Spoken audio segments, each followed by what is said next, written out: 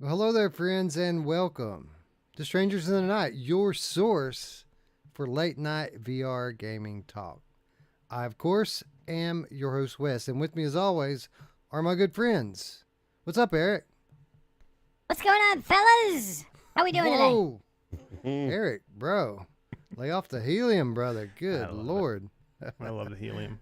You know, it's funny. Uh, Eric before the show was telling me that that's his bedroom talk with his wife. I said, I've been missing this the whole time, Wes, and She's gonna love this. she's gonna love it. She's no way she's gonna resist me. How do you say no to this? You know what I'm saying? You It's can't. like impossible. Alvin. Simon? Theodore?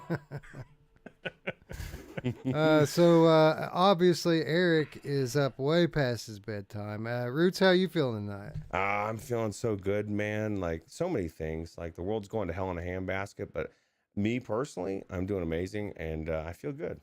It's a crazy time to be alive, but it's exciting. You know, a good excitement, bad excitement, kind of a good mix. Yeah, man, excitement for sure, and dude, talk about exciting times and bad excitement. PCVR under attack from the large corporations. Man, I think we're going to have to go ahead and call it Mod Month number 3 right now in July. Yes. For fear of what might come in the very near future, man. We got to get those Luke Ross mods in now, don't we? Yeah, absolutely. Well, and that's the thing. I take the take that you take. That's kind of weird. That you were saying earlier in the Discord. This is a good sign, right? This clearly sign. I think that was you that said that. This clearly shows that they're working on VR. They don't want people messing with their Red Dead 2 or GTA 5 because it's probably coming out soon, and the real version, not a mod. And so they're like, you need to get this shit off the road. And I need to finish Red Dead 2. It's definitely put a burner under me. I'm about halfway, I would say. If I want, I mean, I want to play the whole thing, man. I want to go on every mission except for the one where he gets raped in the cabin. I think I'm gonna pass on that one if I can. Good time for your 3080 Ti to be coming though, right? Sunday you can get it in, you Oh can my get your God. card in, and then you can start hammering down on these mods with full fidelity. Yeah, and I'm gonna and I don't know if it's gonna make too much difference, but I'm gonna put it on that new SSD because most of it's the direct, which isn't there. Like the developers, it's there for developers to put into their game, but I don't know who's using it yet, right? But when they do, it's gonna make it crazy. But it's exciting. Yeah, I can't wait to really crank things up and just go in there and probably lose myself. But we got it to do, man. I mean, clock is ticking. I'm hopeful that there's some kind of resolution that Luke doesn't just bow down immediately to the powers that be, or tries to find some kind of loophole. I'm sure there's a few different things available to him, but we got to get in there and get those done while we still can. But I am hopeful, as Root said, that the reason that they're doing this is because of things that they have in the pipeline. And it's kind of understandable, isn't it, Eric? I mean, we saw firsthand the impact that these mods can have on demand for like a full-fledged VR port. We saw it with Doom 3. When Doom 3 came to PSVR, not very many people cared because we've been playing Doom 3 in VR for years. So, I mean, that's proof positive right there that this does have an impact on demand, or at least it can. So you kind of understand it from both sides, right? Yeah, I mean, I've kind of heard it like both ways, and I kind of see it on both ways. I see it like some of these companies, I don't think they care about any money or anything like that. They just don't want their property screwed up, so they don't want an improper play of their game to make their game look bad. So they don't want somebody going and having a bad experience in their game, and then it hurts their property. So I understand that side of it, and then I do think it's what you're saying. I think that's a really good point. And most of the time, probably what it is. Luke Ross is pushing companies to make these games in VR. They're seeing how easily he's doing this. They're seeing the kind of money that people are willing to pay into his Patreon to get it. So I'm sure they're going to try and do it on their own. It makes sense to do that. And the first step to do that is they need to stop him from doing it. Because if he already has it done for a cheaper price, why would they go? Why who's going to buy their game? What are we? Right. What are we going to do if they don't release another version of GTA 5? That's the problem. They need one more. It needs to be a VR, and then they can move on to GTA 6. Well, here's the bigger issue, in my opinion, more so than what Luke Ross is doing right now, is the precedent that gets set if this were to go to court. I'm hoping that they can just settle this amicably and that it doesn't go to court, because if it does go to court and they rule in favor of the corporation here, then that sets a bad precedent for all VR mods, right? Like, it'll just start with Luke Ross, and then they'll come for the Prey Dogs and everyone else. We had a great conversation about this earlier on Without Parole. Really was kind of the topic of the show, and if you guys haven't checked that out, be sure to go check it out. PSVR 2 Without Parole. My curiosity is this: but how does Luke Ross not have any kind of legal advice already about this? Like, how did when he started doing this and started making any kind of money at all? How did he not have any kind of forethought into? I need to make sure I need to go to a legal team and just have something ready in case this happens. He had to know that they were going to do this at some point, or it was a good possibility at least. I mean, it seems like he's caught off completely off guard to where the point he's putting messages in his Patreon saying, "Hey, if you know how to get me out of this, help me out." How is he asking his Patreon how to help him out? How does this guy who's got thousands and thousands of dollars paid into his Patreon hasn't said, you know what? Maybe I should go contact a legal firm before this happens to make sure that if it does happen, I got my shit in order. I think he's got some idea. They're very vague in what they sent. And so, like, he's just trying to figure out, and maybe he will run it by whoever I'm sure he has or he will get.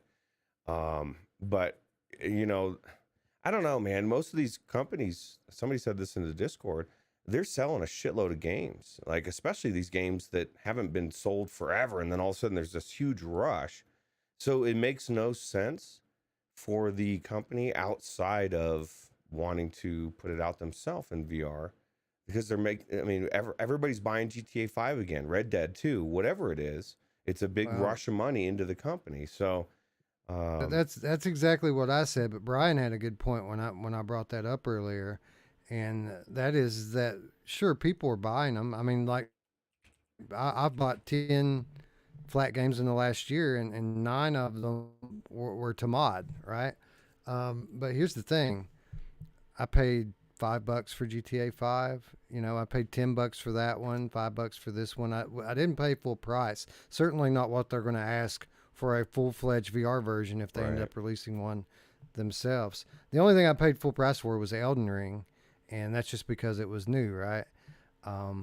So yeah, I mean, people are buying copies of the games, but they're not paying very much for them. I guarantee you that. Right. Well, so I just think. Anyway. Well, I was just gonna say that. No, go ahead. I forgot what I was gonna say. No, I was just segueing on to getting into the show because as much as I love VR mods, I love built from the ground up VR games even more, and that's what we're here to talk about tonight. So plenty to talk about, as we're talking about Ruins Magus comes out tomorrow, and I've had plenty of time in this game. Honestly, with the amount of time I've spent in Ruins Magus so far, coming into this thing, I would have expected it to be kind of getting toward the end game, but no, I don't even know if I'm halfway through this thing yet. It seems like I'm still just getting started in it, and I've put a lot of time into it. So a lot to say about this game. Then we're going to play everybody's favorite game of the month. Thank you, Eric, for at least trying. You gotta do like this, ready? Game of the month. So yeah, we got lots to talk about tonight. We need to go ahead and get it kicked off the way we always do, by saying hello to our friends in chat. Spaced Innocent is here. What's up, friend? Good to see you. VR Demon is here. Says they will bleed Luke in court. Not worth the time or effort. And 20K a month, bro, might be worth the time and effort. Yeah, that's what I was going to say. Have an idea. It'll never go to court.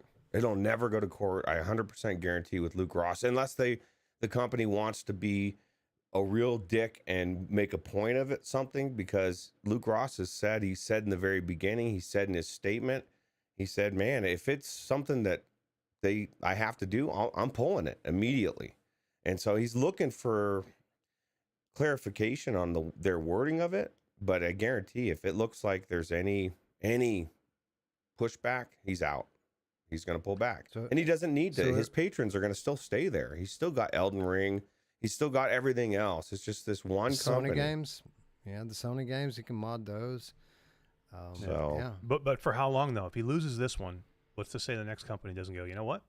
Can't have it. And then he's going to pull that one. And then he's going to pull that one. And then he's going to pull that one.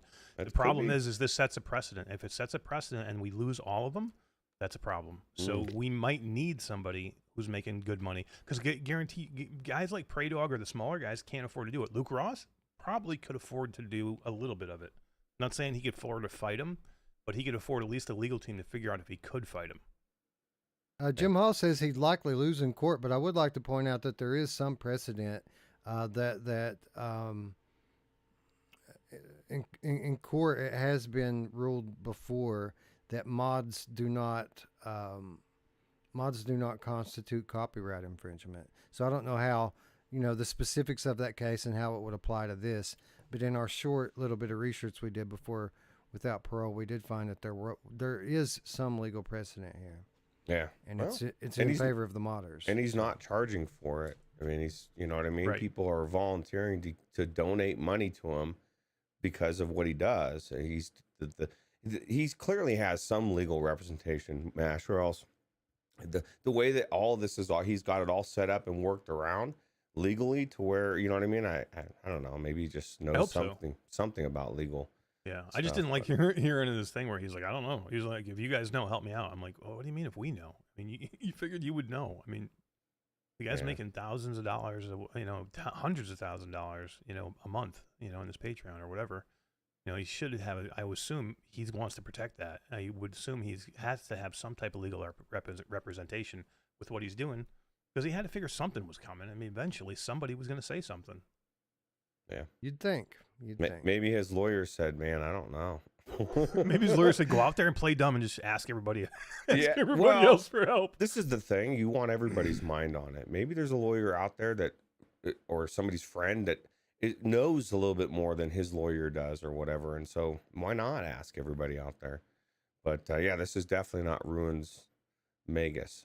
Somehow, we're still talking about this mod. Yeah, Matty Fatback Cat has a good point. The mods are behind a paywall, so I mean he is charging for it technically. Guido's here. What's up, buddy? As is Wild Hour, the Game Cat. John Tatum's here. Good to see you, Tatum. Chrome Colossus, aka GB, the abbreviated GC. What's up? Nice. Diz the Game Cat's here with the $4.99 donation. Super interesting show earlier today. May I highly recommend Deep Rock Galactic mod. It's dope. Well, I mean, if we're going back in for another round of mod month, I'll try it again. It seems like we are. It seems like we have no choice in the matter. By the way, everybody, go ahead and download your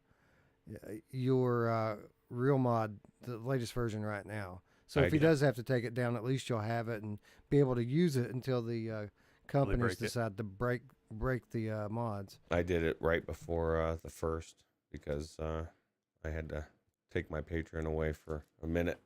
So right, but I have the newest one. Well, as of the 1st or the 30th. Awesome. Chinatown D's here. What's up?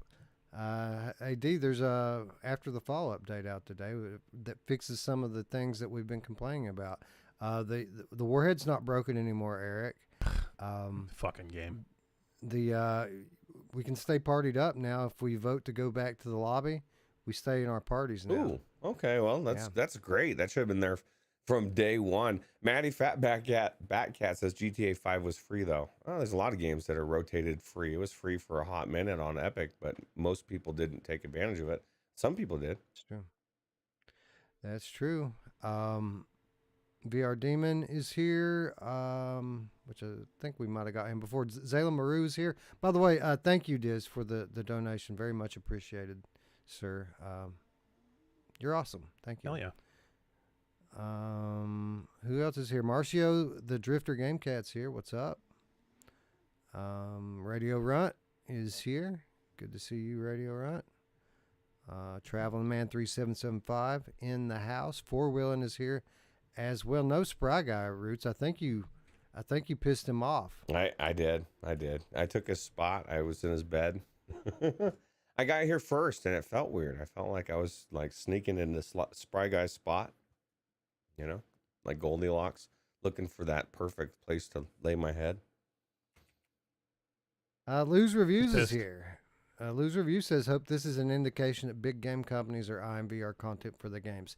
That is the silver lining, friend, is that I would consider more likely than not. Now, does that necessarily mean that there are official VR versions of all three Mafia games and Red Dead and Grand Theft Auto all in the works right now? No, probably not. But the company wants to protect consumer demand if they decide to go that route. I would say that Rockstar probably has another game or two in development for VR other than San Andreas, other than what we already know about. They probably have at least one in development for PlayStation VR 2.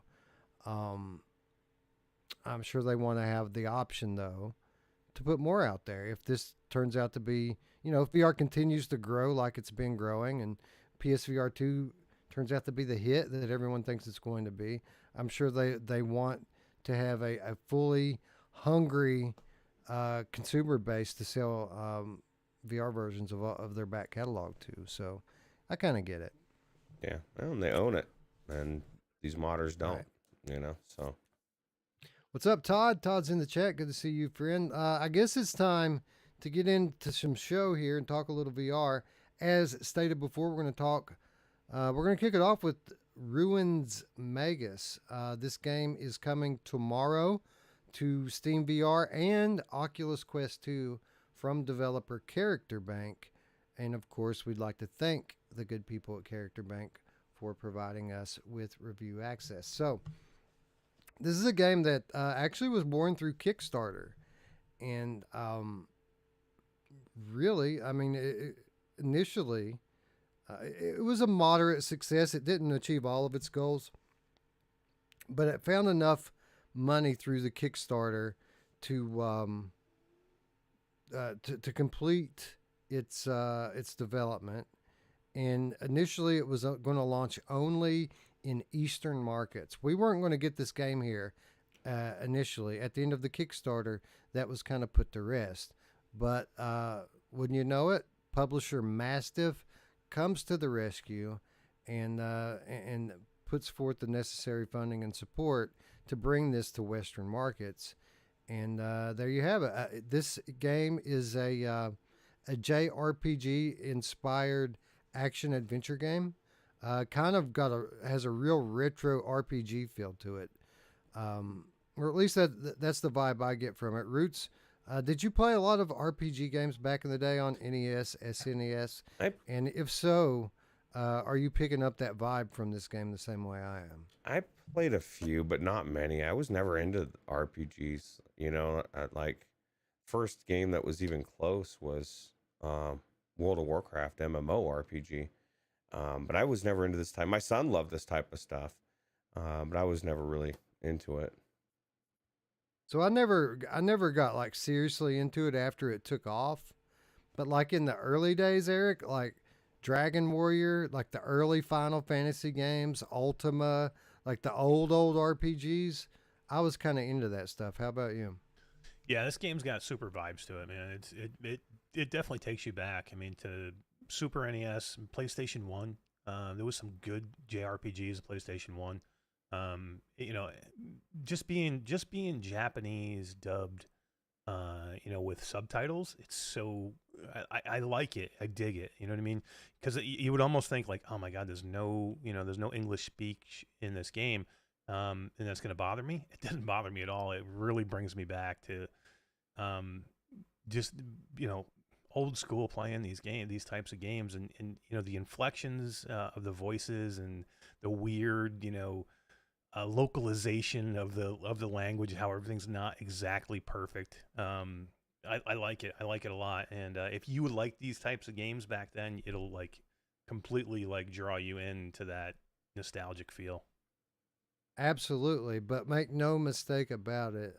This is a legitimate 100% VR game, right? I mean, the interactions and things that they've built into this game um, are really impressive for a first time VR developer, wouldn't you say? Yeah, I mean everything is done for me for a first time developer. Everything is done right in this game, pretty much. I was super impressed with everything. But yeah, I mean you're right. Don't get me wrong. I don't want anybody to think oh this is an old time flat game. This is completely a VR game. It just gives you the vibes of it, like the sounds, the speech. Some of the way the combat is done. Really, this is a good VR game. From the controls to the UI, done extremely well. To the Badass shield. That shield is yeah, kick I love ass, the right? shield. Yeah. I love Don't I it feel love good? deflecting with the shield. Yeah. It felt It feels good. great, don't it? It's very satisfying. Yeah. Having that UI to look at on the shield was really good. That's really cool. Roots, we've seen. Let's talk about combat for a minute. We've seen Zenith basically try to do identical, the same identical type of combat that this game is trying to do, and it's one of the biggest points of criticism I have for Zenith is that the combat's unintuitive, it's repetitive, dull, boring, not satisfying at all, and then we have Character Bank coming in here and doing the same thing but having the exact opposite result. You have a deep well of attacks and different magic that you can draw upon here, and the further you get in the game, obviously, the more you unlock. But it's all very intuitive and easy to remember, so much so that, I mean, the combat can get pretty intense at times, but I'm never once sitting and thinking to myself, all right, how do I do this move? How do I do this spell? How do I switch spells? How do I grab certain items? Right away, I felt like I was good at this game. Did you get the same feeling? Yeah, and it's fun. Like the attacks are actually they're fun to do, and it's the enemies they start to get crazy. Things start to get really out of control, and like if you're not switching up your stuff, then you're screwed. And they do a pretty good job in the tutorial. I guess the first several different runs or whatever of just showing you like how to you can use different things, like those things that are up in the air that are throwing those fucking boomerangs that suck. How you can use that electric charge, right? So you could try to kill them the other way with your satisfying fireball, but it's a lot easier to send that electric pulse, right? So Yeah. They do a really good job of putting you in different situations that makes it necessary, or at least advantageous for you to switch up your weapons, switch up your spells based on the scenario that you're in. And again, it's all very intuitive. You can switch up quickly on the fly, and you really don't have to give much thought to it. Eric, it's easy to go on and on and on and on about how fun the game is to play, but it doesn't mean much if by the time that things start to get a little bit difficult, the game is over. And I was surprised at how much they gave away in the demo. And then when we received the full copy of the game, we were given specific instructions to do with the embargo and what we can talk about and what we can't talk about. And they asked us basically, even after the game launches, not to spoil anything after Chapter 8. So I'm thinking, all right, so we got 3 chapters in the demo. Chapter 8 must be getting toward the end game. Maybe 10 or 12 chapters, and then the game is over, which is a pretty lengthy campaign by today's standards for VR games. But that's not the case at all. And again, we're not going to talk too much about what happens in the end game, but what I can tell you is that I'm on chapter like 13 or 14 right now, and I don't feel like I'm halfway through this game. Like I feel like I'm just getting started in what is going to be a very long adventure by VR standards. How far have you got into it, and were you surprised at just how much good quality content there is in this game? Yeah, it's funny. It's kind of like the game that we just played what was it, last week, right? Wandering in Space. Because right when you think you're getting towards the end of what you think would be, into the game, you're basically just through the tutorial. You're basically just through the training and figuring out things, how to do things. And then that's when it gets really good, and you start getting these big bosses, and it's, the story starts to get better, and you get new characters to introduced, and yeah, I mean, there's certain things we can't say here because of embargo, but I know that, I'm not going to say how many levels there are. I know how many there are. You're not halfway through. You know what I mean? So I know that there's a lot. There's a lot of levels. Oh my God. So you're probably right about the halfway point. I think I'm just a little bit before that. There's a lot of game here, and there's a lot of story here. There's a lot of characters to talk to. I mean, this is one of those games where you can go and you can talk to different characters and get backstories and read little articles and get there's a ton of branching stuff here. This is a classic JRPG, and if you like this type of game, this JRPG game, you're going to love this game because it's it's freaking in VR, man, and it looks beautiful. It's done well. I love it, man. I really love this type of game, and I wasn't the hugest. I mean, I liked them, but I was not like. There are people out there that are gonna freak over this game. People that are like serious JRPG fans, like that only play that stuff, are used to like. They used to get Japanese games, right? And they used to have to like get them and get like special ways to play them and stuff like that, where you could not get those copies here. There's people, diehards out there that used to do that. They're gonna love this game. If you're like that, you have to own this game. It's that good, and there is a ton here.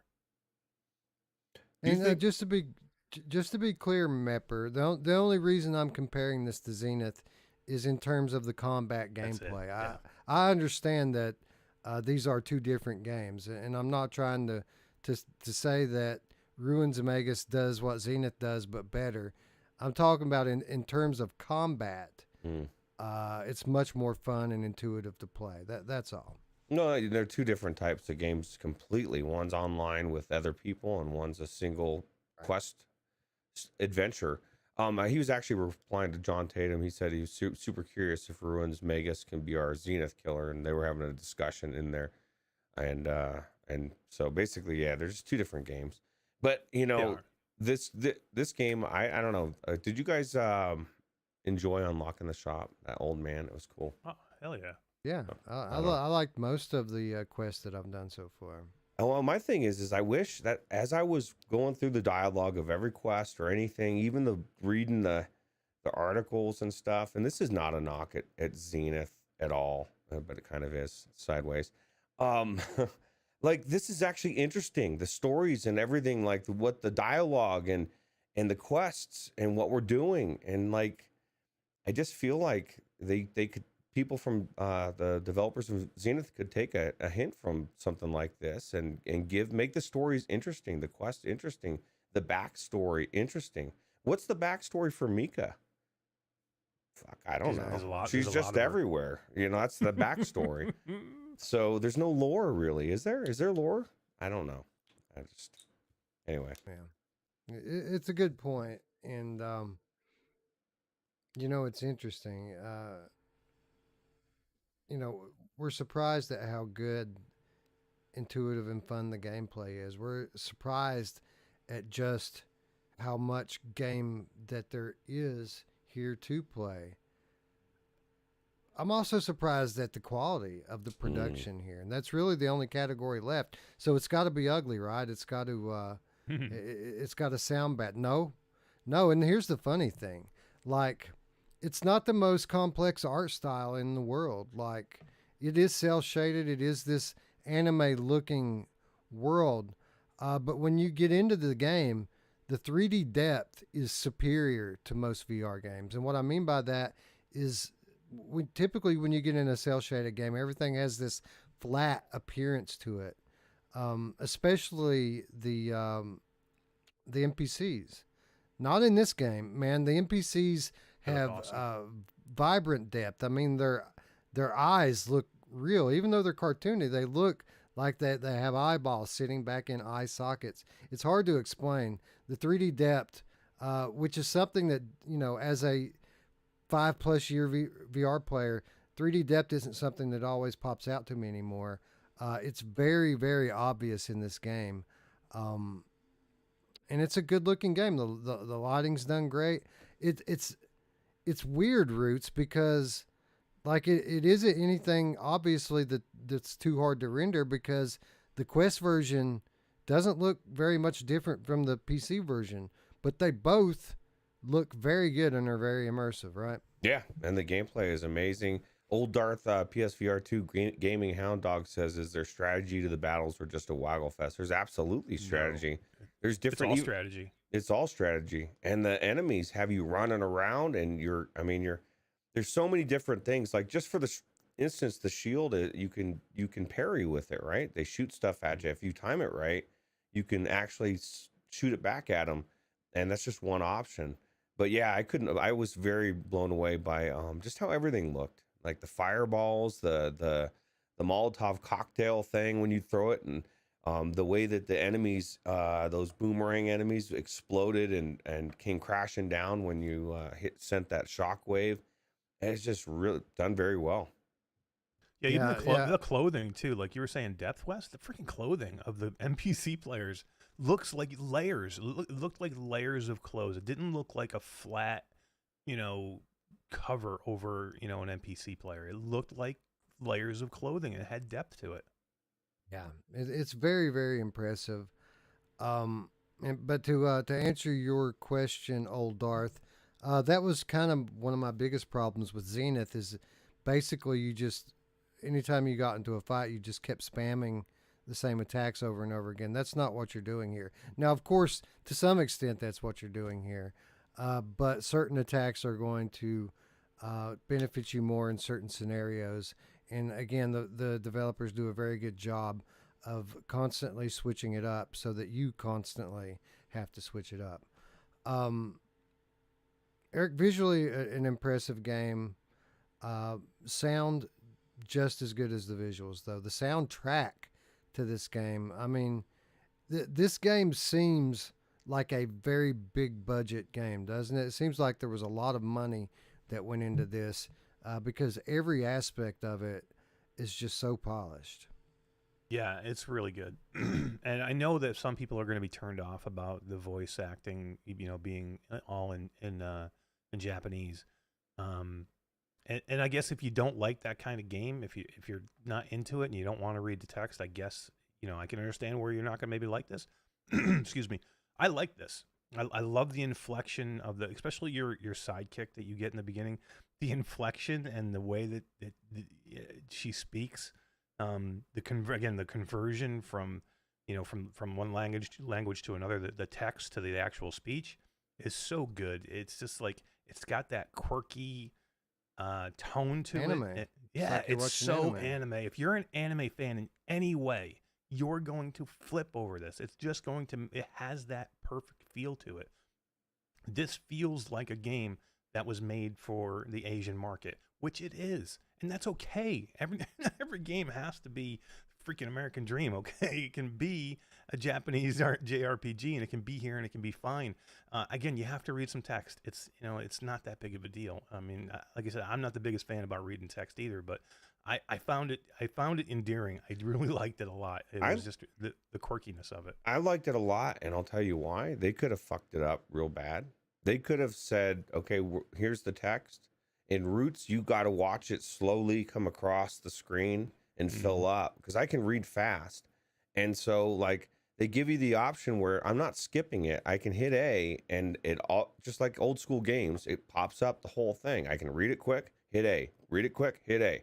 And I don't have to sit there and listen to the dialogue. I would almost prefer it. You know what I mean? Now, like I said, if they would have not given me control to instantly put it on there, then it would have driven me crazy. Because now I'm sitting there waiting, and I'm forced to read it. So I think it was done. Even that aspect of it was old school, and it was done well. Absolutely. Yeah, especially when you got to repeat too. Like, right, you don't want it because you're gonna die, especially the farther you get in, and you're gonna have to repeat levels, and yeah. you're gonna have to start from the beginning. And that's one of the worst things that used to happen with a JRPG. If they didn't have that skip, you had to sit through all the freaking dialogue all over again. You're like, oh, come on, but you can't. And You the don't have to here. You can skip it. the difficulty ramps quickly, doesn't it? It Like does. you go along for a good long while, basically handling everything fairly easily, but then when it gets hard, it's like it gets really hard all of a sudden. Yeah.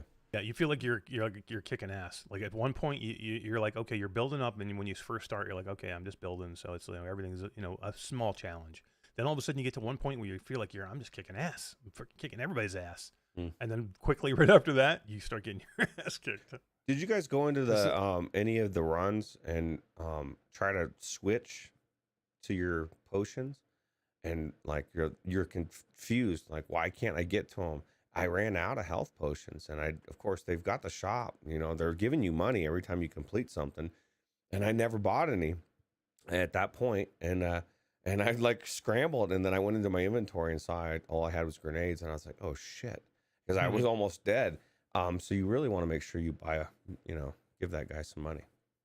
Yeah, that's the first part of any chapters. Before you start it, you got to go load up on everything that you can hold. The game's really good about giving you currency if you do well in the levels, giving you enough currency to keep your inventory full at the shops.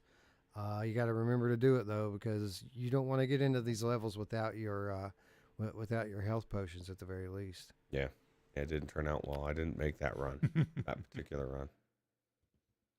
All right, so as you guys know, we've had fairly high expectations for this for quite some time. I'm happy to report that this game exceeds expectations in every category. This is an excellent VR game. I highly recommend it. I don't know how much it's going to cost. I don't care. It's going to be worth it. It's really, really good.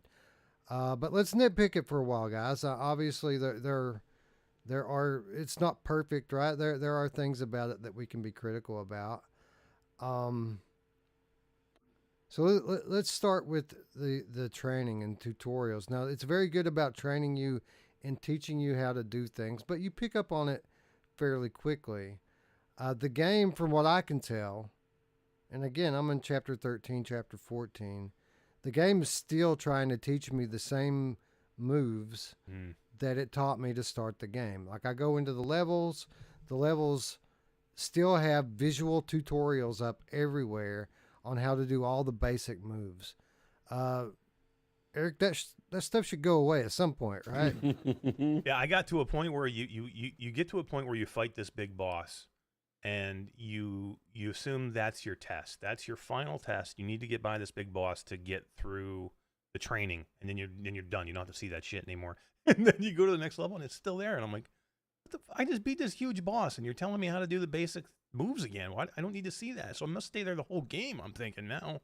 Yeah, it's weird. It's a weird thing because it's almost insulting, Just take it out after the third or fourth level. You don't need it. Yeah. Or at least change it to some of the more technical, difficult stuff. Teach you how to use some of these new items that you unlock or something like that. Don't keep showing me how to throw the damn fireball, man. I know how to throw the fireball. If you're 13 levels in, I hope you know how to use the fireball. That's the basic thing, right? You're screwed if you don't. Right. I mean, they're still teaching you how to switch between your special moves. I'm like, come on. It's like one of the first things you learn. We remember, bro. Thank you, but we got it.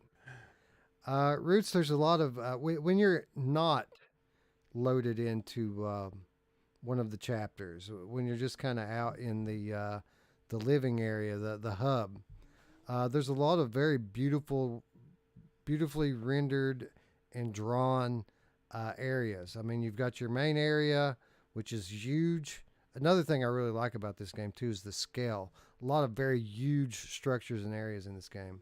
But you have your main area, which is a big community area where there's masses of people going about their business. You have the shop that you were talking about with the old man that sells you items that you're going to need. And then there's the alley, the street, where you can buy your tea. Typically, you see most of the characters you know there hanging out and having leisurely activity. All of these are probably the most beautiful environments in the game. It's the environments when you're outside of the chapters. Um, but they're all just kind of one-offs. They're all disjointed. So you have your main hub area, and if you want to go to the store, you have to walk over to this sign for the store and hit A, and then it'll teleport you there. Or if you want to go to the alleyway, you got to go over to the sign for the alleyway, press A, and it'll teleport you there. I don't know. I felt that was kind of immersion breaking. I would have much rather had one big area, and if I wanted to go to the store, we walk to the store. If I wanted to go to the alley, let's walk to the alley. I feel like there's an awful lot of invisible walls in a world that seems huge and infinite, and in reality, it's really not all that big, is it? Yeah, smoke and mirrors. Even behind where the shop, or I guess that's not really where the shop is. I guess it's where that lady that's standing there, right behind there. I thought, oh, let me go see what's back here, and I just ran into an invisible wall, and I was like, nope, you're not going back here, bro. But yeah, it seemed weird. It seemed like what was that one puzzle game that you had to teleport to one room, then to go to the next room? And I thought that same thing when I got into that one area. I teleported after. I think I might have even talked to this chick, and then I was like, go talk to the old man, or maybe it was after. It was like I came from into one area to hit A to go into another area, and I was like, what was the point of that? Why not? I don't know. It does seem kind of weird, but I definitely noticed it and didn't like it. And there are ways, Eric, that they could go about this where they wouldn't have to render a huge open area. I mean, they could have it so that, like, there's an alley that you start to walk down, and then it kind of fades you out and into the alley that you're going to. Or maybe there's an area with stores and stuff set up, and when you start to walk down that, then it kind of fades you into the store. That would make a lot more sense than just walking up to a sign in the middle of an arena and pressing A and then just fading out, wouldn't it? Yeah. I mean, I assume they're probably saving space. They're probably destroying everything. That's you know what I mean. They only have For sure. so many rendered spots, and I get it what they're doing. I mean, if this was a PC game, I'm sure they probably could do that. Have a hub area in the middle, and then have spokes that go off of it into different areas. But I get it. It's again, it's still on a mobile chip. There's definitely going to be limitations. They got to save space. And that's one of the more impressive things too, is how the game actually looked on the Quest. I mean, really the only noticeable difference between the PC version and the Quest version for me was the aliasing. It's a lot more shimmery. There's a lot more jaggies. But besides that, I mean, that really, it's at its worst in the menu where there's a lot of text and stuff.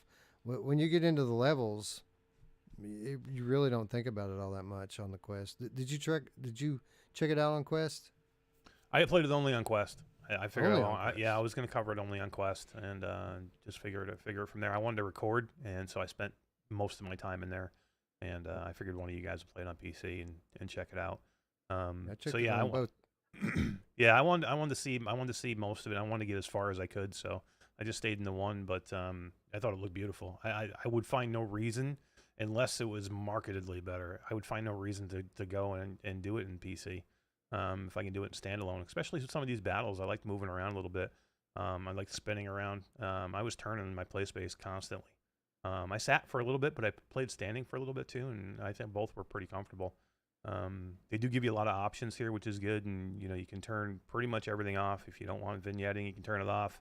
If you want to sit, you can sit. You want to stand, you can stand. You can snap turn, you can smooth turn, you can free loco.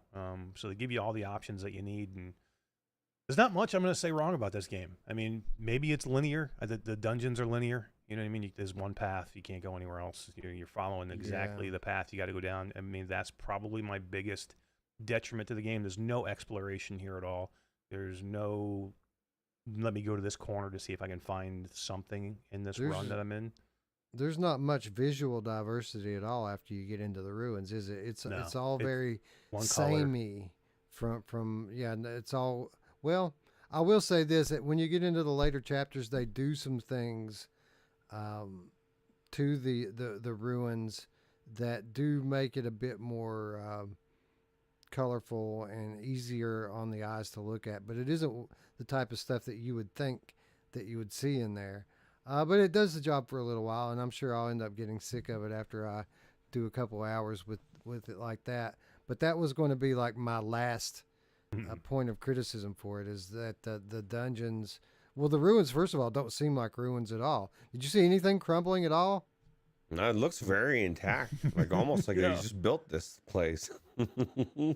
Right. It's like it should be called Castle Magus or Labyrinth Magus, not ruins. There's no ruins here whatsoever. This is the way I look at it. I thought it looked really good on PC, but I don't feel like somebody's that didn't. Maybe you all you have is the quest. Nobody's gonna go in there and say, "Oh man, this looks like." They're gonna think, "Wow, this looks phenomenal." It's just when you nitpick, like you said, Wes. Let's nitpick a little bit. When you nitpick and you set them side by side, of course, Wes is running a 3080 Ti. I'm running a 2080, and it's got the mobile chip inside the Quest 2. So it's gonna be as good as it is. But it's amazing how good it looks, right? It just every time you see a game like this in the Quest 2, it just blows your mind what they're able to do with it. Yeah, really, the only difference is on PC it's a little bit cleaner again because of the aliasing, and then like the textures on things like the ground and stuff that you're not looking at, it's a little bit lower res on the textures, but again, very very comparable experiences. I wouldn't, if it's any kind of a hassle at all for someone to strap up and play on with the PC, I'd say don't bother. It's not worth any more extra effort to play this on PC. It's just as good on Quest. Yeah. This isn't that type. This isn't.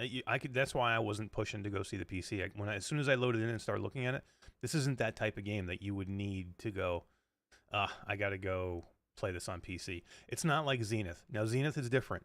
Zenith, you lose a lot of the assets when you get in from PC to Quest, like the water or the waterfalls, or this detail, super detail in the PC version that's not in the Quest version, where I would want to go play the PC version. I just didn't feel that here. I didn't feel there was that kind of fidelity in the visuals where I thought I was going to lose anything. Now I may be wrong because I didn't go play the PC, but as from what you're saying, it sounds like I think I was pretty much right. That where the visuals in this game were not going to change my mind where I would have to go play one over the other. But like I said, there are some games out there that are, and Zenith is one of them. Zenith is one of them that I would want to go play on PC because it looks that much better, I think. After the fall with the flashlights. After the fall. And some of the other if you can get the stuff, game to work, if the fucking game ever works, then yeah, it's perfect. It looks great on PC. Just got to figure out what's your computer's issue is. It's not. It's Steam. It's not. It's Steam. Because I play it fine now on Rift. I started over on my Rift version, and I can play completely fine. It's the Steam copy that's just jank. Yeah, but nobody else is having that issue unless you're the host. I play on Steam. Yeah, no, I'm not saying it. Right, it's weird. It's weird, man. Like, Leave me alone, guys. Stop fucking with me. Anyway, we could do a whole episode on that, but let's not. We could too. I think that pretty much wraps Ruins Magus. You guys have any more nitpicky criticism for it? I can't come up with anything. My thing is like Mash said, if you love this type of game, or if you even are inclined to feel like you're gonna love it, even if it's $35, which I know a lot of people are like, $35. It's I mean, the fact that Wes isn't even halfway there and he's 12, 13 chapters in, and the production is so good, and like it's just done very well. It's definitely worth it, if you like this type of game. It's a very high quality experience. I wouldn't be surprised. Like if somebody told me this was an Ubisoft or a Capcom game, I wouldn't think twice about it. I'd say, yeah, that makes sense. Yeah. I'm gonna say I can't see this being. It's worth probably more than that, but I can't see it being worth more than, or anyway, paying them charging more than $24.99. What do you guys think? Well, I think it's going to be right around there, 24. Is that the high? I don't think these type of games, man. These anime games, they're more expensive everywhere, every single one. I wouldn't shock me to see 30. I'd rather see it at 24 or maybe 29, but Of course. I'm thinking maybe 34. Yeah, that's me. I was thinking $30 on this one. This feels like a $30+ game to me. Yeah. Yeah, I would pay it. I just don't. I don't know. I mean, Shadowgate's $24.99. You know what I mean? This is very much to me. I don't think it's better than Shadowgate. So No. Well, I'll tell you what. I don't think there's many games that I've played in VR that are better than Shadowgate. There's some, but yeah, I think you just got to be careful because we think it's worth $30. They're not selling to just me, you, and Roots. You know what I mean? They're selling to the majority of people. Let me you gotta be clear here. I'm not saying that I would pay $30 for it. What I'm saying is this feels like a $30 game to me. It feels like that kind of production. It's super high quality. It's a long campaign, and it's really fun to play. It feels like I hate to call it AAA. It feels like a 2A game to me. You know what I mean? It feels like it's up there. You know. Well, it's the first real anime type of game that in VR, right? And people have been chomping at the bit for that. They've been chomping at the bit for this type of a game in general.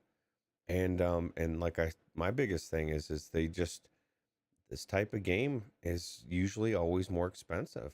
And so, but Man said he saw that it was going to be 35 somewhere. I think that does not surprise me. That don't surprise me at all. Yeah, so I think they got to be careful at that price. That's all. I mean, I want this game to do well, and I just don't know how well it's going to do at $35. It's not going to deter the people that love this game. What it would do is it would deter people that are on the fence, maybe aren't a big fan of this genre, or it's not their favorite. They may pass on it. So it absolutely could backfire. So yeah, I think its sweet spot's 25, maybe 27.99. I think that's really where it needs to be, and I think they would do super well if they stayed right there. I think it'll do okay still at 30. 34 is high, man. I don't know. $30, I think it would probably do okay. You're getting into 35. There's not many games out there that are $35. I mean, so are you saying that you wouldn't advise them to do that, or are you saying that you wouldn't recommend it at 35? No. I'm saying I wouldn't advise the developers to try and charge that price. Right. That's all I'm saying. I think you're right. What the points you made are completely fair. This game feels like a game that should be $35. But whether most people will pay that price is the question. Is something that the developers have to think about when they're charging these prices. Whether I would willing to pay it or not is not what they want. They want to know what the masses are willing to pay, and that's what they have to figure out when they're charging what they charge for their games. And I don't know if that price they're going to get the return that they want.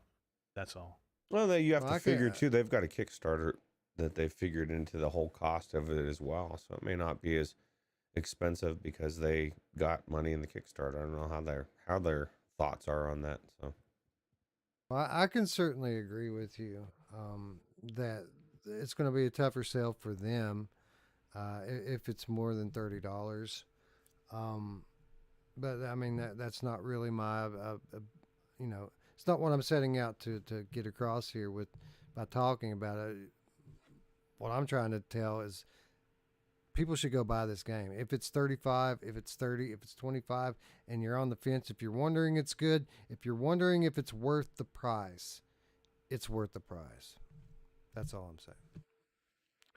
Agreed. Anyway. And we need these prices. Again, we've talked about this a million times. I want people to pay these prices, even though I don't know if they will. But I think they need to. Every time that we talk about this and we say this, we get so much pushback that people don't want to pay these prices, and we all agree that we need these prices tough for these games to succeed and to get better games and to get higher profile games. But just don't know. It's a tough market, man, because there's so many great Gen 1 games that are marked down to nothing, right? And it makes it tough for anybody to really charge what a game's worth. At least right now, but it's moving in the right direction. 30 is the new 20. Right. We can say that definitively. Right. Anyway, I think it's a hit, guys. I think I can comfortably recommend it to people. Whether it's 25 or 35 or anywhere in between, I recommend it, and I'll stand by that. All right, let's talk about Chapter 10. No, I'm just kidding. Oh, want to? Chapter There are 8.5. things I want to talk about because I want to. I want to specifically know how far Eric and you guys have gotten, because there's some crazy bosses in this thing. Dude. That's another thing we didn't talk about. The scope and the size of these bosses is Ugh. like awesome, dude. I mean, even early intimidating. on, you They're get some huge. bosses that are like, holy shit, dude. I mean, they're throwing me into these bosses already. I mean, it's like, holy crap. I love when you get this size. It's awesome. I couldn't jump down that hole fast enough. Like I saw that big boss in the very beginning, and I was like, "Oh shit, man!" And it was, I don't know, man. It's just super cool. I tried to fight him. It wouldn't let me. Yeah. You know who else likes to jump down the hole fast? Oh, it didn't. Work. So did Hi, either Mom. of you guys get to the boss that you have help with fighting him? Yes. I That did thing not. is crazy, The is big it bird not? boss? Yeah. Oh God, man, that thing's That dude- nuts, ain't it? I died so many times before. That was one of those ones where I was talking about where thank God they have the skip, because you get, so I don't know, we can probably say this, you get 3 lives in a level, right? Right. So you can go into a level and you have 3 lives, and if you die, you get to come back at that exact same spot where you died to start the boss over again. But if you lose those 3 lives, you got to start all the way back at the beginning of the level, and you got to fight all the little enemies to get to the big boss again. And you got to go through all the dialogue again. Thank God there's a skip button there, because I died so many times to that dude until I figured out exactly, because he has like, Wes, how many different attacks does he have? Like 5 different attacks? It's quite a few. It's quite a few, yeah. Tass wants to know if it's on par with the Elden Ring boss. No, it's pretty close. So, like, remember that one that I got the big halberd from, on the horse? Yeah. This is pretty much these bosses. I don't think there's anything that I've ever played that's been that hard as Elden Ring or Yeah, Elden Ring is on a Dark different Souls. level. You know who Yeah, else I likes it didn't hard? have. Okay, I got working. No, I wouldn't call it that difficult. No, it's not like Elden Ring difficult. I died, I think, once or twice to that thing. I never had to like go back out and restart the level for it. What do you think? You're better than me? This man Maybe. legitimately thinks that he is better than us. I hide behind my shield, bro, and I drink a lot of potions. There was some times that I don't know, maybe I was doing it wrong. There was some times where they were hitting me through the shield, or I wasn't getting behind the shield enough, or I don't know. Because I think some attacks the shield does not stop. You have to dodge. Or Yeah, parry. there are other attacks even still that come in at a weird angle. Like some stuff will come from the side, and you have to like block it from the side. Like they throw you curveballs and shit with some of these projectiles. Like it'll come this way and then go around. Yeah, right. Yeah. It's great. It's a classic freaking RPG, man. How many times have you been through these JRPGs where you fucking die and you got to come back and you got to do that level over and over again to get to that kick-ass boss? So you got to figure out his weak spots. You got to figure out his patterns. It's, if you like this kind of stuff, it's that, man. It's exactly what that was. The dash. Did you guys find it? Go ahead, Roots, I was because just gonna say, that's the something I dash- want to talk about The too. dash, it was done so well, though. I wish that they didn't have any vignette at all. Maybe give an option for that. There's a little bit of one when you do it, but to me, it proves that there's no reason why you couldn't dash around in every game. Like the dash is just like you would do in Returnal, right? And you can do it That's multiple exactly times. what in I a was row. going to say. Yeah, you're like That- dashing that- all over. The movement is very good in this. The dash in this game, I'm glad you said that, Roots, because I would have forgot to say this. The dash in this game convinced me.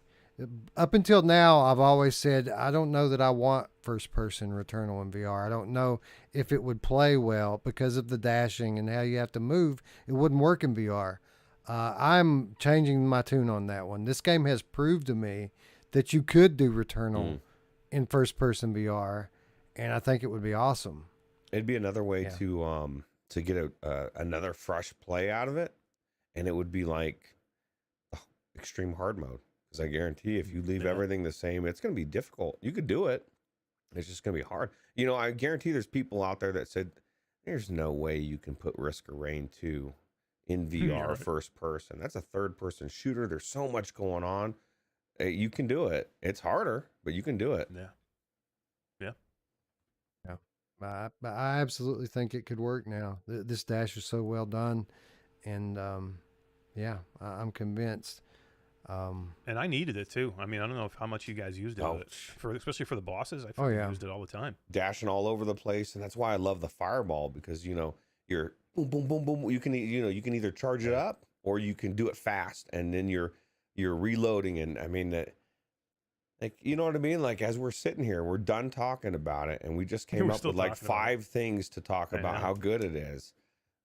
Did you guys find it more difficult to deflect enemy attacks back at them when you're using the large shield versus the small one?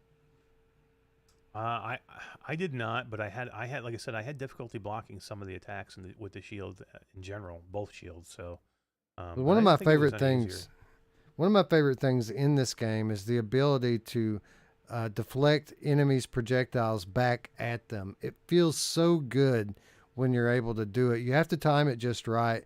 It isn't just about holding your shield up. You hold your shield up, and then you have to time the grip button. You have to hit the grip button at a certain moment right before the projectile hits the shield. And if you do it just right, it makes this sound. There's some haptic feedback, and it fires it back at the enemy, and it feels great. And it does a lot of damage in most cases. I love it. But when I moved to the bigger shield, for some reason, I'm not nailing it. Like I was nailing it before. I was super good at it. I could do it almost every time. Now I don't know if I'm doing it at all. Like I'm just blocking stuff now. Hitbox must be off or different because it's bigger, maybe. I don't know. Oh. I don't know.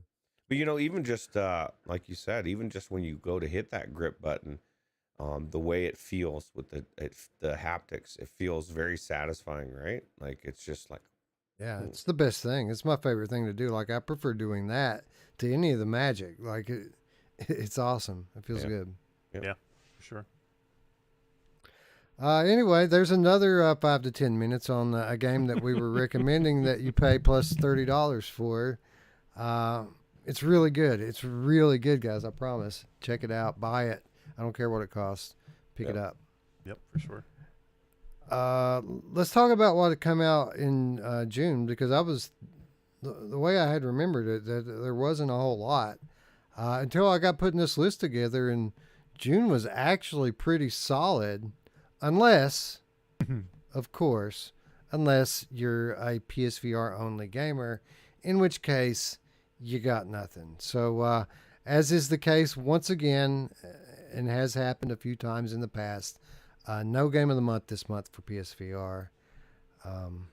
Yeah, they're just going for that approach where they're only going to put out great games. So, well, none you this got to month. think about it from this standpoint. If I was a developer, which platform do you want to put it out on the dying platform now, or do you want it on the one that's about to explode?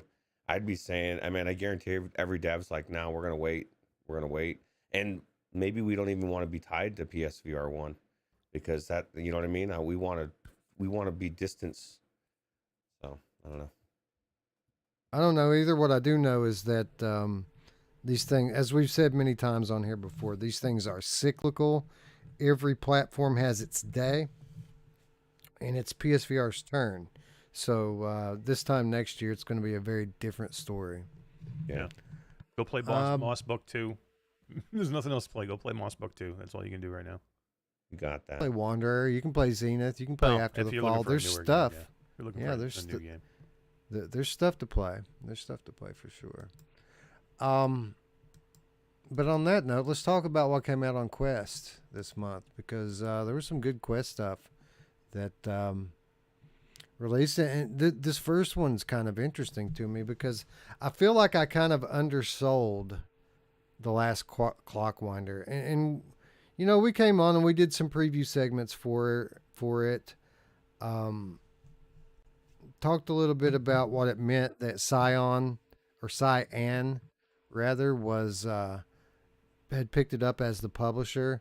Typically that means that the game's pretty solid, of a pretty good quality. But for whatever reason, I kind of let this one get past me, even with it in my library, until today when I went in to check it out because I knew we'd be talking about it tonight. And what can I say? I was thoroughly impressed with the level of quality that this game showed on Quest.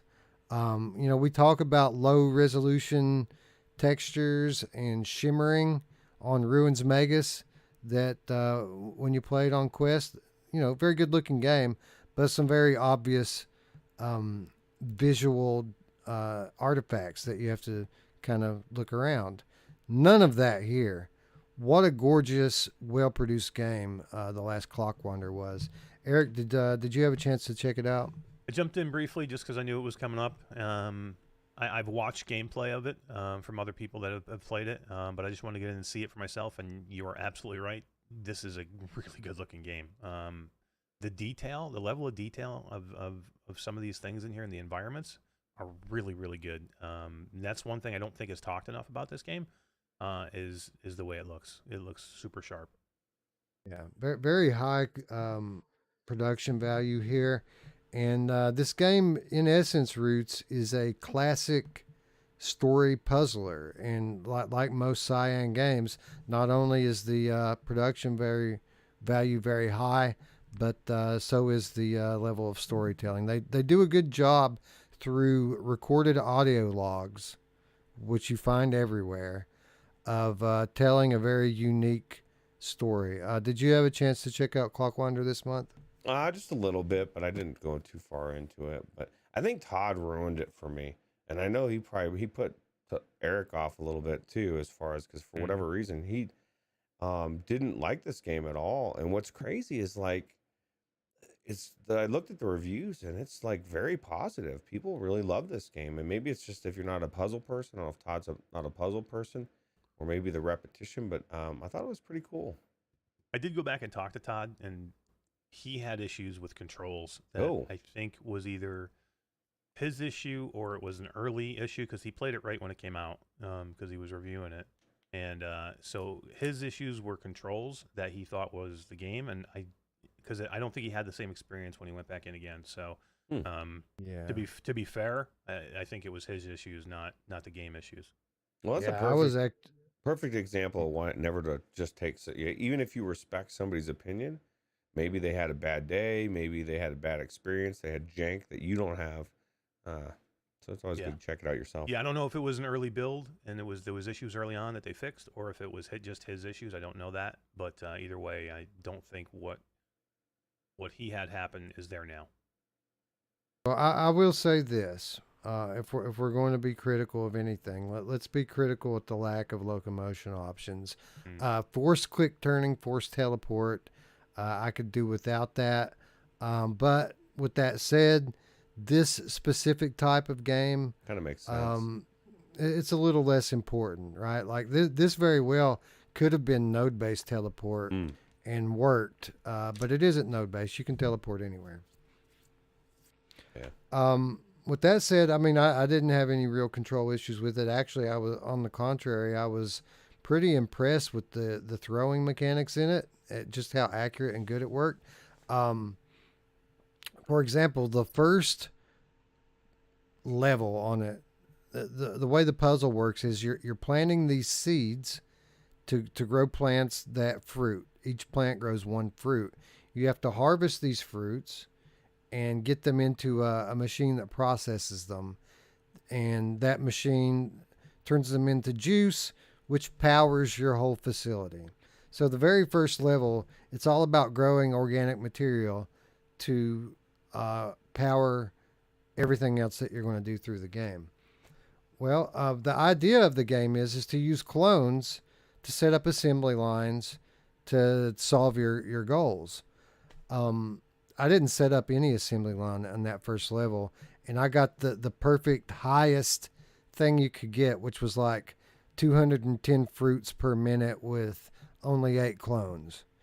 They have different tiers, right? Like so many fruits with 3 clones, so many fruits with 5 clones, so many with 8. And I didn't set up any kind of assembly line. What I did was I would plant plants all around the perimeter of this place and shoot like a basketball. I would put a clone there, picking 2 fruit, and if you can get each clone to pick 2 fruit and get it in the basket, then you can get the highest tier. So I set up a perimeter like a 3-point line, and then just put clones there, taking 2 shots. And these are pretty far throws. To get 2 in a row like that in like, what, a second and a half, 2-second stops? I mean, you have to have pretty good tracking and control to be able to pull something like that off. And I did. I didn't have one clone handing off to the other. It was all basketball to solve that first level. So again, that should tell you a little something about how good the tracking and controls are. This man legitimately thinks that he is better than us. Were you using He's your the best score. G2? No, I played this on Quest. I played Oh. standalone version. I didn't even try this on PC. I just played the standalone version of it. Eric, what do you think about the puzzling concept here? The kind of the clone assembly line concept. I like the clone thing. I think it's cool. This is not my game. I can just tell you, I don't think I would enjoy this game just because I'm not. This isn't my game. But I thought it was cool. I think it's real. I mean, there are games I like that are like this. Like there's that one coming out that's called We Are One, where you're kind of doing the same thing. You're growing copies of yourself to be able to move through a level and destroy enemies in a level. And this is kind of the same thing. You need to make clones of yourself to make this factory work. So it's kind of the same idea, but I think it's really cool. I mean, I think it's well done. If you're a puzzler with this kind of stuff and you like this kind of stuff, this is a pretty cool game. I think you'd really be into it. It's just not my game. See, I'm kind of the same way. Well- I didn't really care for Transpose. I mean, I think this is better than Transpose but like when I played Transpose, people were raving about it, and it's not my type of a game. But I think people that love puzzlers would love this. Yeah, for sure. Well, here's the thing. My thing with it is I wish I had played this when it came out, because now I'm in the situation where I feel like if I had played this game more, that this would be my game of the month. I was really so thoroughly impressed with the high level of quality in the production, in the storytelling, and just in the overall puzzling concept. This seems like a high quality game. I didn't, after I finished that first level, I only played it for about another 20 minutes, and then I had to move on to the next thing. And the next game is another game that the game that I went on to play after this one. Let's just say I wish I hadn't played that one and I'd played more of this. But I don't know. I don't know how quickly the fun factor wears off. I didn't play this enough to where I'm going to be able to really, in good conscience, vote for it to be game of the month. But I wish I had, because I was just completely surprised at the quality level and just how much I enjoyed playing this during the time that I was in there. Yeah, absolutely. Traveling Man says that he likes how you could approach things from different way. Just like, for instance, you're shooting at baskets instead of an assembly line. It's like there's just infinite ways you could come at the problem, I guess, right? Well, it's a sign of a good puzzle game when there are multiple solutions, right? Yeah. Yep. I guess a sign of a good physical puzzle game. Obviously, there are other kinds of puzzle games that wouldn't make much sense to be able to kind of cheese your way to a solution. But when you're talking about physics-based puzzles like this, it makes sense. Yeah, Cyan joining with you also tells you that it's a good game, right? Because they wouldn't put their money in there. You wouldn't think so. Yeah. Anyway, walking away from this one, this could be the game of the month. I don't know it. I need more time in it. Something you go back hopefully- to? Oh, absolutely. Very high quality game here. Yeah. Yeah, and I'm hooked on the story. Like, I want to know what's going on here with this lady. Where'd she go? You know, did she set up the automation and then something come in behind her and kind of ruin it after she left? I mean, where did the last Clockwinder go? That's what I want to know. But anyway, that moves us right along to Mother Gunship Forge. Eric and I played this one live in a real-time review on this very channel just a few weeks ago, and a lot of high praise coming from all directions on this game. A lot of people really love the concept of being able to have all these infinite different ways that you can put your guns together, different kinds of ammo, very creative and almost cartoonish and comical, the weaponry in this game, Eric. I know that you've been singing the praises of this one pretty heavily. And I'm not so sure I'm on your level of hype, but I enjoyed it. Really quickly, give us Mother Gunship in a nutshell. Yeah, I love this game. I mean, if you're a fan of roguelite, progression, live, die, repeat type games, this is right up your alley. And I've never seen a game with the type of weapon custom ability that you can do here. And the co-op is fantastic. And when we played it, Wes, we didn't even get to the point where we realized you could give each other weapons. Like if you get something in your run that you don't need or you don't want, or it doesn't work with what you have, you can throw it to me, and I can throw you something from mine. And aren't we competing though? I mean, what's the purpose of the scoreboard? No. We're just trying to get as far as we can. I think the scoreboard is just an extra thing. I mean, it doesn't really matter. You're trying to get as through as many waves. It's not an extra thing. I know. Yeah, he just wants to win. But seriously, I mean, the whole idea is to get through as many waves as you can. That's what you're trying to do. So I think, to me, I think it was super cool that they do that. I've never seen a game like this that has the weapon custom ability to the point where you can break your weapon completely down in the middle of a round and start all over again, which is amazing. It's not just customizing it on the fly. You can actually take it all the way apart and redo it. So you could have 4 different iterations of your weapon on each hand during a whole run, and you could just keep changing them up depending on what you get. And then again, the decision-making things in this. This is a strategic game. You have to make decisions in this game, just like any good roguelite. You have to. It's done really well. It looks really good. The only criticism I really have for this game is it's short. It's 3 bosses. It's 3 bosses. Now there is replayability because I've already beaten it. I've gone through the whole thing. I beat every boss. And then you get back out to the lobby, and you're supposed to like up your difficulty, and you get different levels, different things you can open up.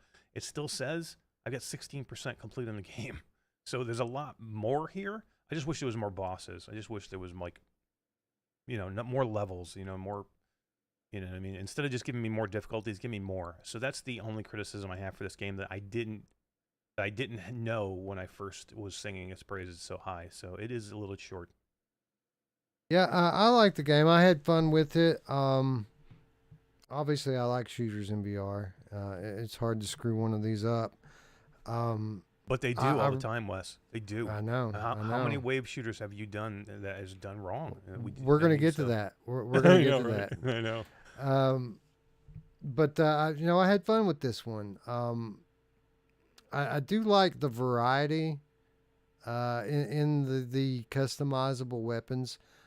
With that said, I did kind of feel like at a certain point it got to be a bit much. I probably should have deconstructed my weapon and taken some things off of it, because at a certain point it's just like adding shit on for the sake of adding it on, and it's hard to aim.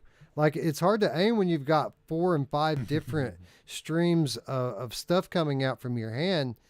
You kind of have to pick one and key in on it as your main, and then kind of design the rest of your gun to kind of do collateral damage around that stream. With that said, I like the idea of being able to add on all these different things. You face different enemies that require you to have different kinds of ammo to dispose of them quickly. So I like that the game allows you to kind of build your weapon to deal with the enemies that you're facing. Beyond that, I love the fact that there's a co-op mode, but as usually is the case when we have this kind of a co-op mode, why can't my friend do the campaign with me? I would have much rather have had that than like a wave shooter mode, which, I mean, the whole thing is a wave shooter. I get that, but it'd be cool if me and Eric could go through the campaign together and not have to kind of have this separate thing where we never move. We always stay in the same spot, and so on and so forth.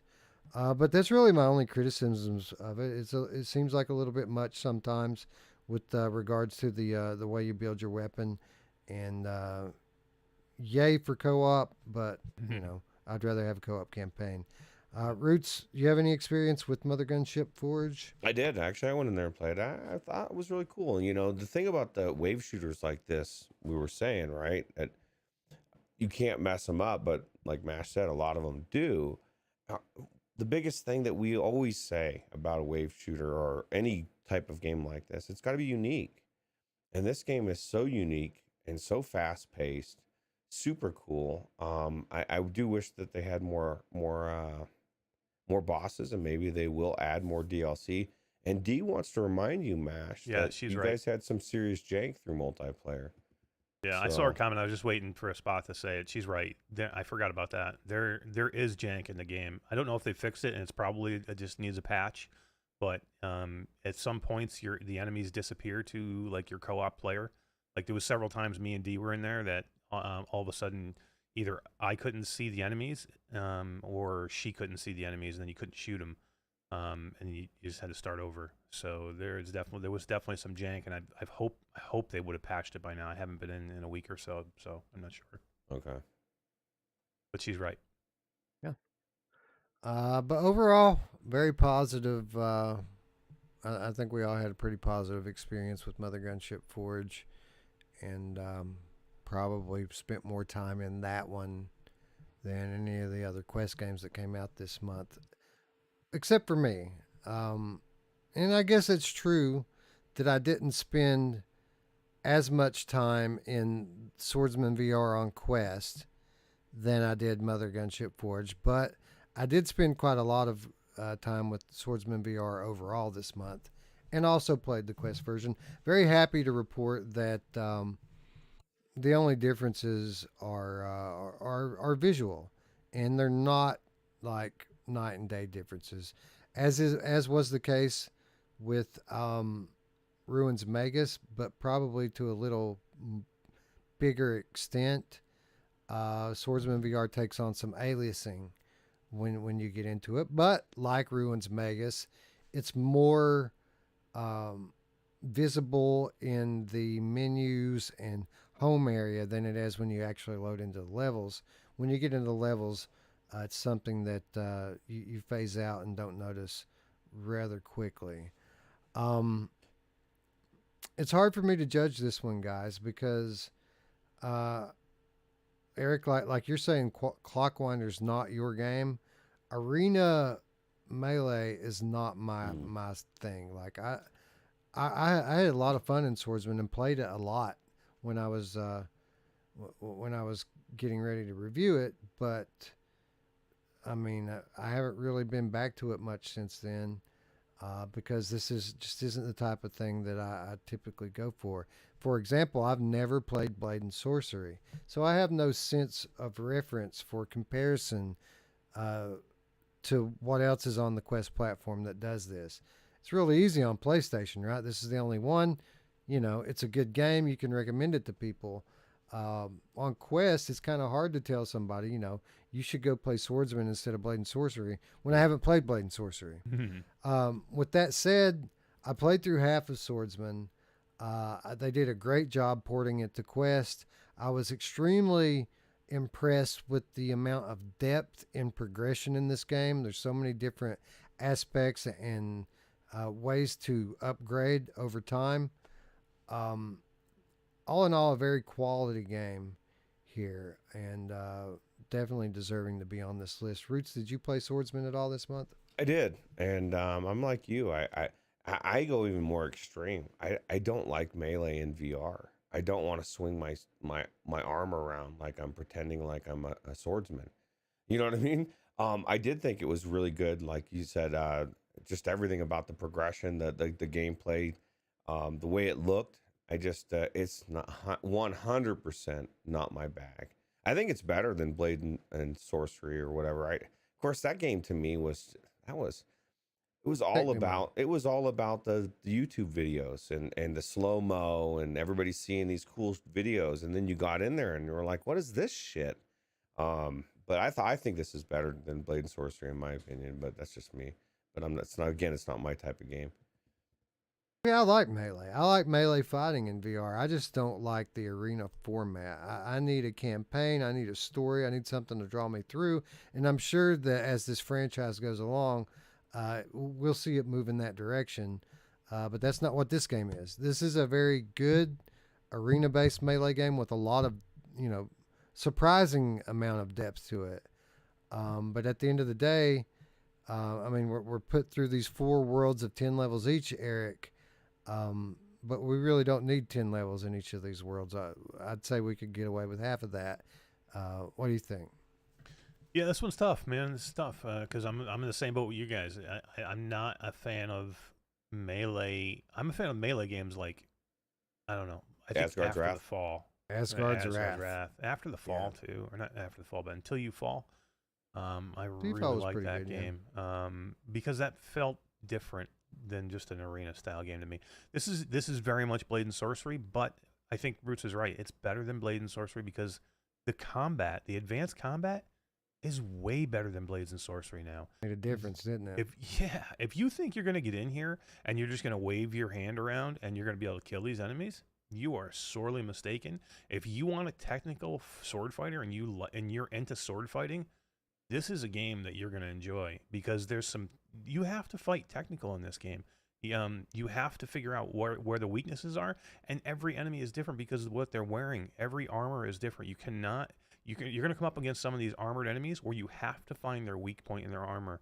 And if you don't, you'll just continue to hammer against their armor with your sword and you're not going to kill them. And eventually they'll find a spot and they're going to end up killing you because it happened to Wes all the time.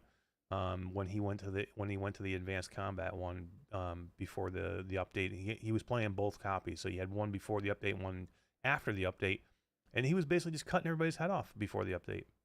After the update, wasn't happening. It was not happening. He was dying more than he was able to kill some of them. So I think the combat is really, really well done here. And if you like that, if you like it, I mean, this is a game for you. I think you got to own it. If you're a Blade and Sorcery fan, go buy this game. And you know what?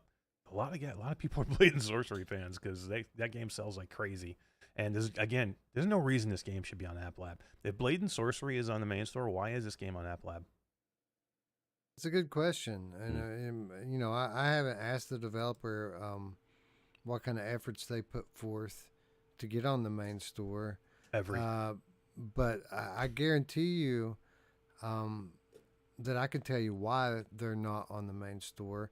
Look at the Oculus Quest sales charts, and you'll see that Blade and Sorcery is the top selling game on the Quest store, with the exception of maybe Beat Saber over the last 6 months. And we're starting to, as time has gone on, we've noticed trends like this, that certain genres, Meta will curate their 1 or 2 titles that they will allow on their store, and everything else can go to hell. And it doesn't matter how good or not good it is. Like Blade and Sorcery, that's their arena-based melee title. If you don't like that one, play Gorn. If you're not one of those two, you can go fuck yourself, right? And we've seen this time and time again with rhythm games, with, I mean, pretty much any genre. They have their picks, and then they have other very good titles like that. Like for example, you can get Stride, but where's To the Top? To the Top, a better game than Stride. But, that's just one example. There are many others. So, yeah, a shame that... I'm sorry, go ahead. I was just going to ask if you guys feel like if you went into this game and you like really learned and you really played it all the time, that you could literally go out and actually handle a sword better. I mean, obviously you're going to have, recoil. You're going to, the collisions are going to feel different. But, or possibly if you were really good at fencing, or you go into this game and have an advantage, right? Because you're technically, a lot more. Like it's an art. It's something that people spend decades learning, right? You'll definitely have an advantage. I mean, this game isn't going to teach you to be a sword fighter because there's so much more, physical training and muscle memory that True. goes into like real life practice. But you're absolutely right in terms of stance and footwork and, entry tactics and things like that. This game can teach you that stuff, and you would definitely have an advantage over a complete layman on the street. If two people had to pick up swords and fight one another, you're going to have the advantage. And I feel the same way about guns and stuff too. And I have shot guns in real life. I own. I don't own any guns. What am I talking about? What? Yeah, What did there's you none just say there. that on air? No. Demonetized. But I feel like somebody who plays like shooters every day in VR, like when the power and the lights go out one day and there's guns out in the street, the VR players are going to have an advantage over the flat player because we've been aiming down sights. We've been kicking out clips and racking slides for years. Wait till the and zombie it's- apocalypse comes, dude. We're so Right. ready. We're ready. Well, we'll know. Exactly. 3 months. No, just kidding. Oh. Oh, anyway, speaking of which, we do have one more title on the quest list. We decided to check out The American Dream. This is an older title. It came out for PlayStation VR, came out on PC VR, finally made its way over to Quest. This is a rail shooter with a bit of a satirical edge to it. It tries to be funny, tries to make even a little bit of social commentary, I feel like, about our country and our gun laws. It lands a little bit on the comedy, guys. It does some funny stuff every now and then. My problem with this game, and I hate to say this about any kind of a VR shooter, I just didn't have very much fun playing this game. Like, it's so slow paced and not challenging that it felt like more of like it was just comedy than having anything to do with shooting. Roots, did you check this game out? Not on Quest. I checked it out in 2019, 18, or whenever Nathy played it back in the day, and got a kick out of them trashing our Second Amendment. No, I'm just kidding. It's crazy, man. Like this is the thing. Like it just, there isn't much to this. Like it's all about everything's with a gun. Like Right, you it's a change the joke. diper with a gun. It's A funny joke. Yeah, it's a funny joke, and that gets not funny after about 15 minutes. And so you're relying on that joke to continue the whole thing, and it really needed more. It's a wave shooter. I mean, it's unique. This is the thing. I think when it came out, it was really cool because it was very unique. It was different. Like it was, when it came out in Quest, I just didn't even feel inclined to want to try it. But that's just me personally, because I've tried it before. It's not going to be any different. I've played the game before. So As you progress through these levels, there are hidden medallions, insignia. There are hidden things that you're supposed to find and shoot. That was a bit challenging. And typically you find these things, they're pretty well hidden. They're pretty far away. It's a pretty tough shot. Finding those and shooting those, as few and far between as they were, I think was pretty much the only fun I had with this game, Eric. Did you have any fun whatsoever with The American Dream? So I gotta start choosing my words wisely when I start talking about these games. And what an utter piece of dog shit this game is. What a fucking piece of crap that I cannot believe Oculus let on the store. Why in the God's name would you ever take this game, which was dog shit on PC, and then you're going to go and you're going to put it on the Quest proper store and you're going to charge $14.99 for this thing? That's the It's thing. not man. even a fucking good shooting game. All this is a shooting game, but it's not even a good shooting game. And the humor, it's okay. I mean, I found myself going, I was almost falling asleep in the headset. It was the last game I played, and I had just gotten out of Ruins Magus, and I'm like, why the fuck am I in here? What am I doing here? I could be playing Ruins Magus more. Why am I playing this crap game that looks like shit? That looks like it was made in 2014. I mean, I don't get it. I just don't get it. Number one, I don't understand why they would ever put this. I mean, this is an App Lab game. This is a side quest game. I don't understand how they even decided to put this on here. Probably the only reason is they want to make some kind of statement. Because that's all this is to me. This is a statement against guns, and I'm not saying whether I'm for guns or not against guns. It's just stupid. Don't bring this garbage into my gaming. Number one. Number two, if you're gonna do it, make it a good game at least. Make it a good shooting game. The guns don't feel good. They sound like crap. Everything looks like it's crap. I just don't understand it. I mean, this is the stuff that angers me when I play this garbage. And then Meta puts it on the store like, hey, yeah, this is a good idea. Let's put this game on the store. I just don't get it. I don't understand. There's so many good games that are like in App Lab purgatory, and you're gonna put this piece of crap on the freaking Quest Proper store, For $15. and you're gonna charge $15 for this garbage. It just solidifies that there is no reason outside of their inside reasons. Like whatever for the store, they're like, you know what I mean. You get a game like this on there, and then you have To the Top, and you have so many amazing games that aren't on there. It just it's crazy. Yeah, this game should have been $5 tops, because it does have. Yeah, for $5, it's not bad. You know, I could see Yeah. somebody buying it and enjoying it for $5. For $15, are you kidding me? Like Eric said, $25 gets you Shadowgate. $15 gets you this. Like, oh my God, that's you made the wrong choice if you picked this. Or how about any of Garage Collective's games that are like $10? Oh God. You He's know so what I good. mean?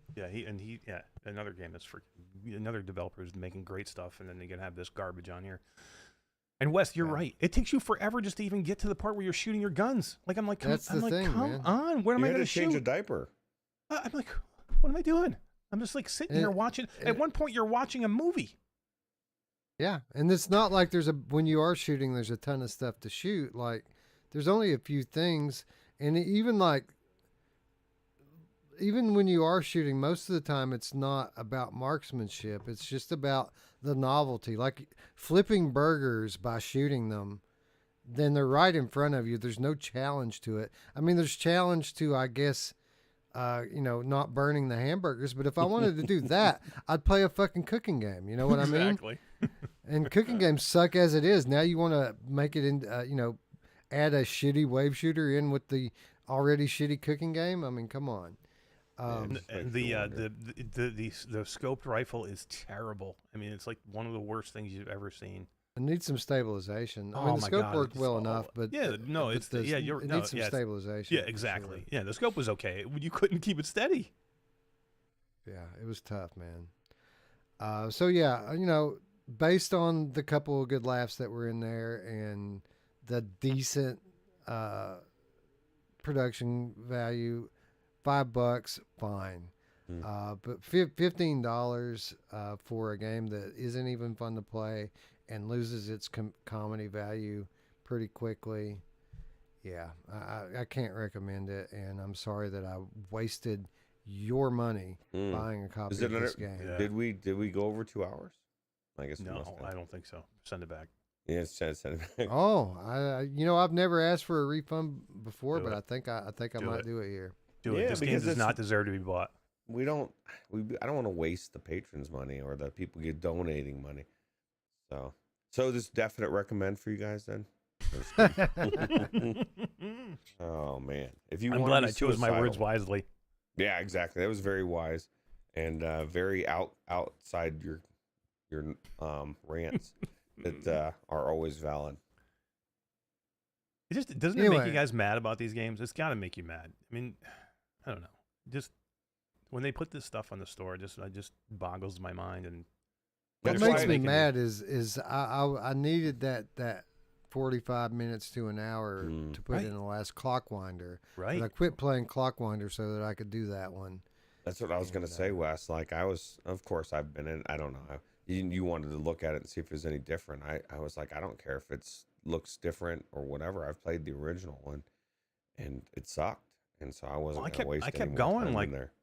I kept going like, well, maybe this is just like the pre-game and it gets better. And I'm like, I kept going and I'm going. I'm like, it's another. I'm on a rail. I'm sitting in like a chair, and I keep doing the same thing. It's all And cardboard I like cutouts. rail and- shooters. That's the thing. I like rail shooters. Like yeah, wave is- I mean- shooters are all right. Rail shooters are even better. this is not that. Guido wants to know This if is you want bad. him to donate a key for this game. I Oh my God, yeah, no. definitely no. You want to do somebody a favor? Take the keys for this. Yes. game. Just go take their key away. Absolutely. Just wait. If you want to check out this game, wait 6 months, and it's I guarantee it's not going to be $15. I don't know. Has That's it been probably received very well? I mean, are people freaking out about how I have amazing no this game idea. is? So how long has it been out? Do we know? Is it just 2018. Not long. is- No, but I Oh. mean, on Quest.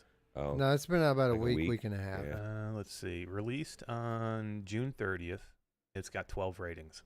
yeah, That's 7. not good. That's not good. 12 ratings in the Quest store is not good. Congratulations, it's got- guys, on it's your got 4 huge stars. success. Which 4 I can't believe stars? It's got 4 stars. Please. Yeah. It's got a 5-star. There's a 5-star here. Well, So you there's know. there's 12 ratings. I wonder how many people are on this team. I know. Yes. Really. How are these people 12 giving people? it 5 stars? Like, Well, so, you know, here, listen to this one. So good, OMG, the dance off. What an unexpected type of game. The humor, the dark side, the quality. The Quest 2 could definitely use more of this kind of thing. I wish the graphics were better, but I look forward to more from this game and this company in the years I to guarantee you, this is somebody who wakes up in the morning come. I gotta call and this is person. just angry I'm calling you out. about guns, like Yeah, right. fucking It's very America and their possible. guns. I'm calling you out. Yeah. Impasa Brunch. Impasa Brunch. I don't know who you are. Impasa Brunch is your name. sucks. Don't ever review another game again because you don't have any idea what the fuck you're talking about. Well, This was 4 everybody days ago. Impasa Brunch. You did this 4 days ago. it really left an impact. This game was not everybody likes different things. man. This is the thing. My first instinct would be like, okay, it's like Westside. It's a dev's family member. But then I run into people every day and the things that come out of their mouth. I think, okay, yeah, it's feasible that somebody really does think this is the best game. This is the bee's knees, bro. And enjoy for $15. Yeah. Yeah, man. Anyway, so we got a quandary here, guys. That's the Quest list, and at least in my mind, we have a problem here because if we're judging on production quality, storytelling, Last Clock Wonder, even with my limited time in it, that it takes that hands down. If we're talking about depth of gameplay and quantity of gameplay, well, then Swordsman takes that hands down. If you're talking about pure fun factor, despite obviously some jank and not a very long campaign, Mother Gunship takes it hands down. I don't know what way to go with this one. I feel like if I had had more time in Clockwinder, I would have been able to settle on that one pretty easily, but I didn't, so I can't. So I don't know what to do.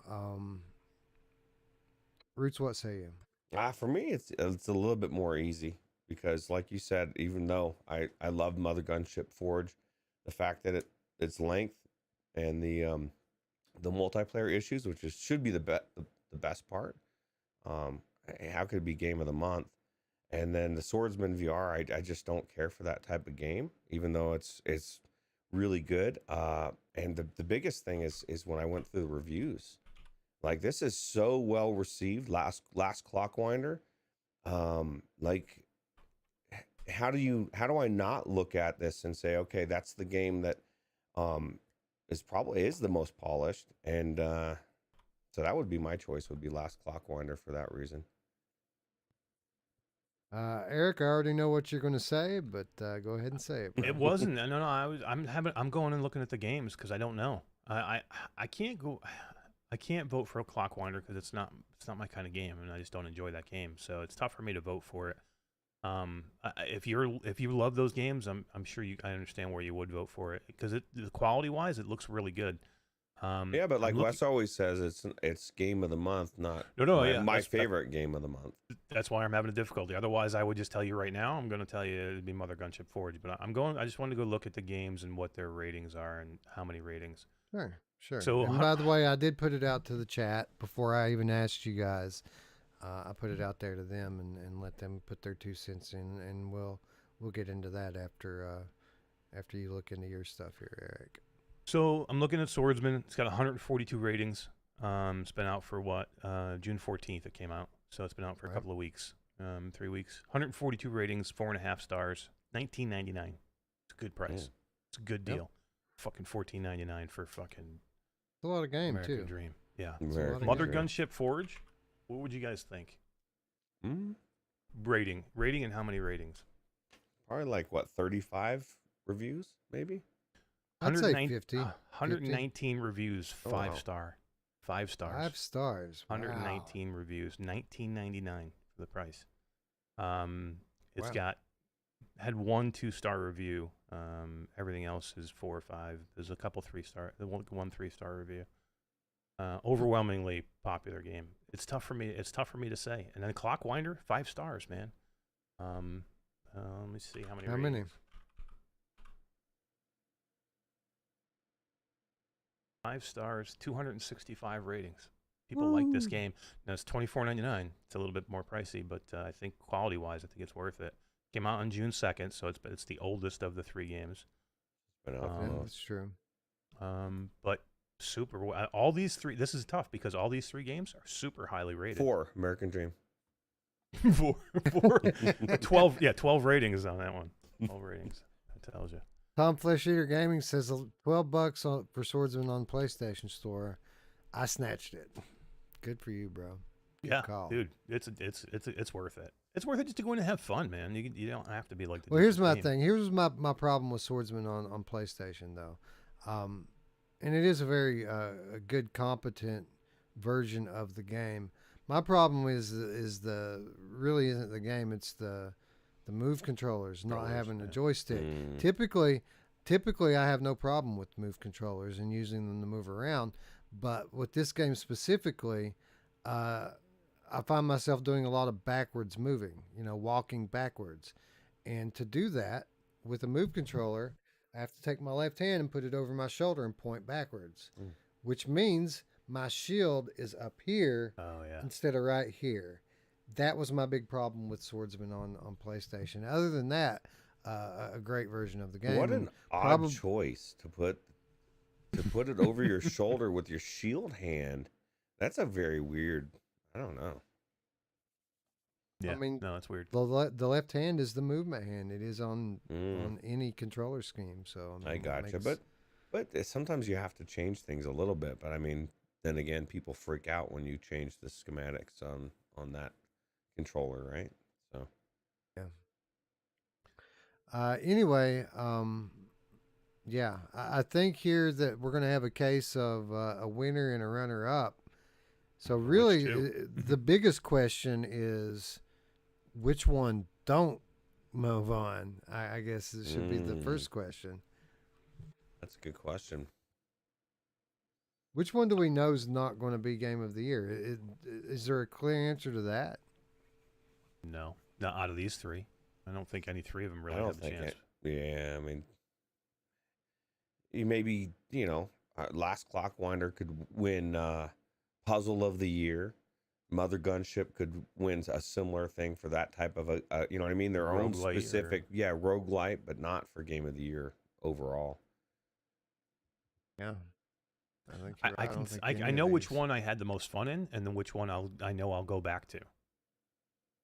Because I'm thinking about it right now, and I want to go back and play. You already finished it though. I know, but I want to. And again, I'm 16. I finished it, and I'm 16% through it, and I want to go back and play it again. And if they fix some of the jank with and it wasn't all the time. It was just we only had it happen like once or twice, but it's fun. Here, I'm the same way with Clockwinder. Like, I didn't finish Mother Gunship Forge, but I've had every opportunity to go back to it, and I just haven't.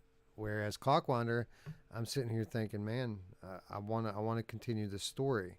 I want to continue playing that game. So I understand. How you feel. I feel the same way about Clockwinder. It's a tough one. I didn't think it would be going to be this tough, but it is, because I don't want to vote for just whatever. Because again, it's not whatever game MASH wants to be for the game of the month. I have to decide what I think is the best game overall. And I didn't play enough of Swordsman, to be honest with you. Holy shit, Guido. Holy shit, dude. All right. So Guido says here, for the love of God, send that American Dream garbage back and put this towards Ruins Magus key giveaway. $50 from Guido. That's a great Thank idea. you, Guido. That's a very good idea. Guido, you rock, man. You You're the do best. rock. Yeah, awesome. Thank you. Thank you very much, Guido. That's awesome. We appreciate it, bro. Yes, it is, too. I would freaking reward the devs who made Ruins Magus and freaking fought to get that game out. You know what I mean? We'll send back the other game. Awesome. So you heard it here first. Next week, we're going to be running key giveaway. That's not the only giveaway we're going to be doing next week. Well, maybe the week after. We've got some good stuff lined up for you guys. Stay tuned. Hit the button and the bell. You're not going to want to miss what we got coming up. Wait, there's a gun scene in the church? I changed my mind. I'm picking American Dream. No, Wait, I'm in. I'm in? I'm back in. I'm back It hooked in. me. I don't know. Oh, man. It seems like, from what you guys are saying, that we're kind of squeezing Swordsman out. And if we go by what the chat picked, it absolutely got squeezed out. But Well, let's did go pick ahead and end the poll and see Oh, what wow. our results are here. That's the first time I just looked was just now. I'm shocked. I'm shocked that Swordsman only got 19% of the All vote. right, Swordsman 18%. We got a vote from Roots on Clockwinder. I think. Well, we never got your vote, Eric. What's your vote?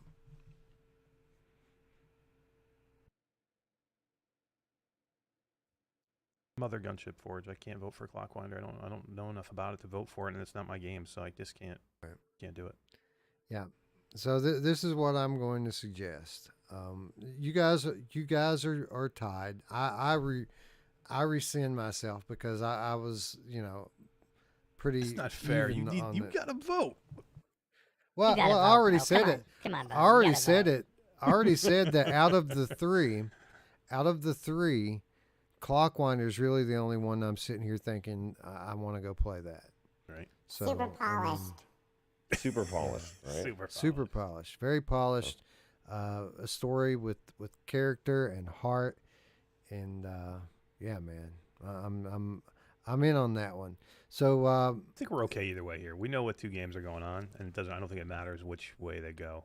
yeah, They're both gonna move on. I think Mother Gunship's the The winner. winner. The chat I shows. think that the chat chose. I think because the chat pretty overwhelmingly chose Mother Gunship Forge as the winner. I think that's the winner. And I think that the runner-up needs to be Clockwinder because I want to go back and play it because Roots gave it his vote and because it was second place in the poll. I say Mother Gunship's the winner. I say Last Clockwinder is the runner-up. And for those of you who don't know, the whole reason that we do Game of the Month is to nominate games for Game of the Year. If you're a runner-up, you get a nomination as well. So effectively, it's the same thing as a tie. We're just picking a winner so that we can say that we have a winner.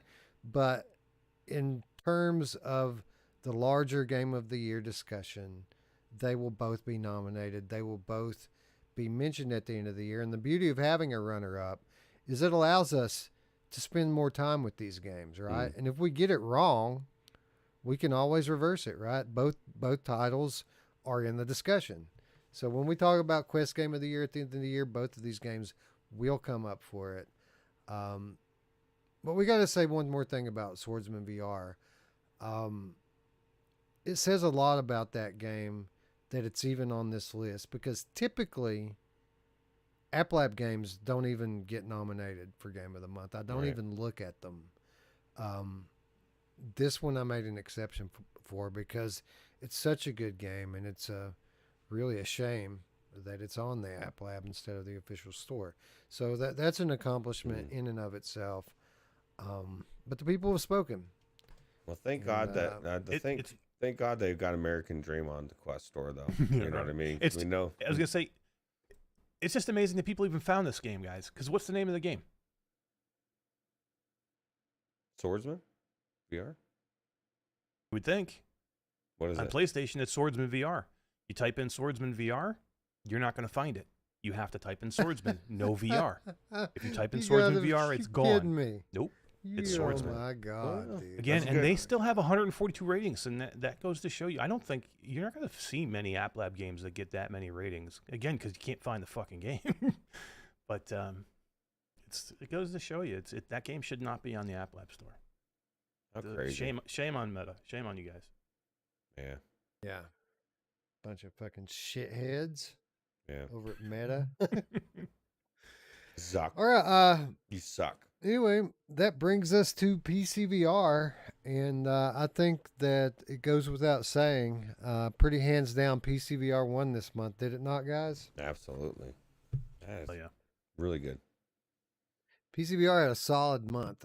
First of all, we've got the F122, and this is really the only game on our list, any of our lists this month, that I didn't play.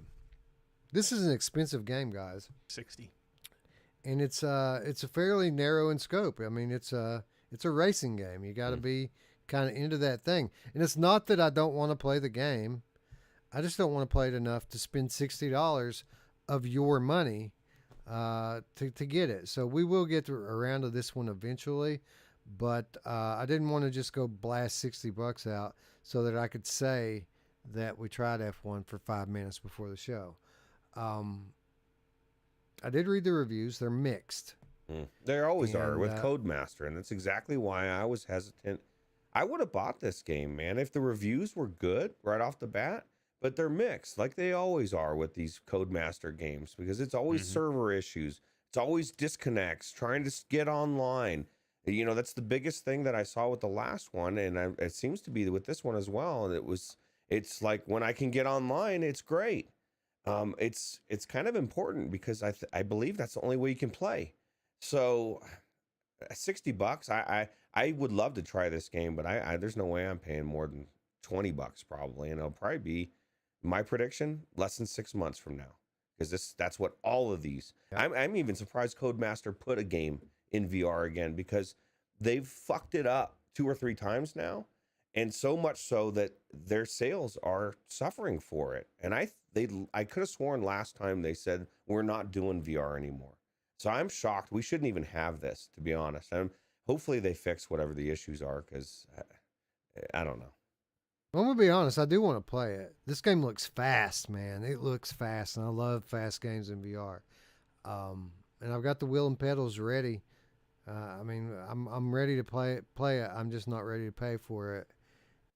I wonder if anybody in the chat has played it. If anybody's in the chat, let us know, because like I said, I didn't look, Wes, but when you said that it was mixed, that's why I kind of got triggered, because I knew it was going to be mixed. I you know what I mean? Like, and I want to play this game. I want to like it. I want the same thing that you just said. I don't have a wheel, of course, and pedals. This man legitimately thinks that he is better than us. But I think it'll be really cool. So hopefully, maybe.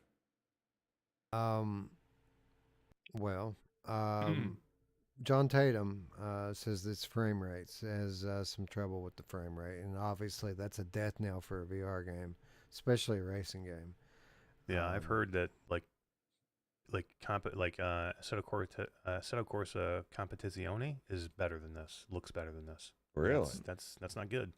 Again, mixed reviews. So I have other people that are saying it looks beautiful, but I watched recorded stuff from Voodoo DE where he got in there and he could barely play it, number one, in the system, and then it was all blurry. He was using a G2, I think he was using a G2, and it's all blurry and it didn't look good. And I was going to get this game too, but the problem is it does not work. I cannot use my wheel and pedals with the Pimax Pi tool installed on my computer, and I'd have to remove the Pi tool, because Pi tool and the Logitech do not jive. I'd have to remove the drive. I had to take all my drivers out for my wheel and pedal just to get the Pi tool on there, so I would not be able to use my Pimax to do it.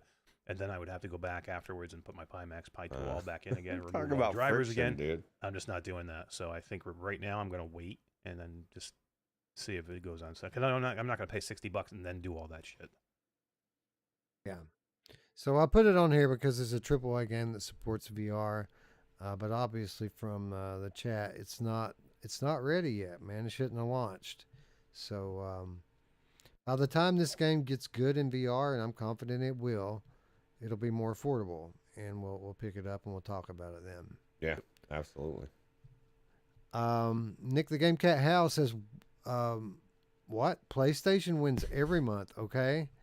Well, yeah, you could say that. But the only game that came out at all, or the only anything that came out at all for PlayStation this month was the 50th new iteration of Darkness Roller Coaster. The Darkness Roller Coaster Lightsaber Edition came out this month. Winner. And yeah. Talk There's- about there's- a there's your genre, winner. a genre that like gets shit on over and over again. Like there's so many roller coasters out there and so few good ones. Like I probably can count on one hand the good ones, and there's probably not even half of my hand. You know what I mean? Like it's crazy. All of these ones, they end up just being shit, and it's weird. I don't know. Phil Yarn says, Assetto Corsa is better visually, but F122 plays better. So that's interesting. It just shouldn't look that way. It shouldn't be that way, though. I mean, Assetto Corsa has been out for, I think Competizione is the newer one, right, of the two, and I think it's been out for 2 years. Yeah.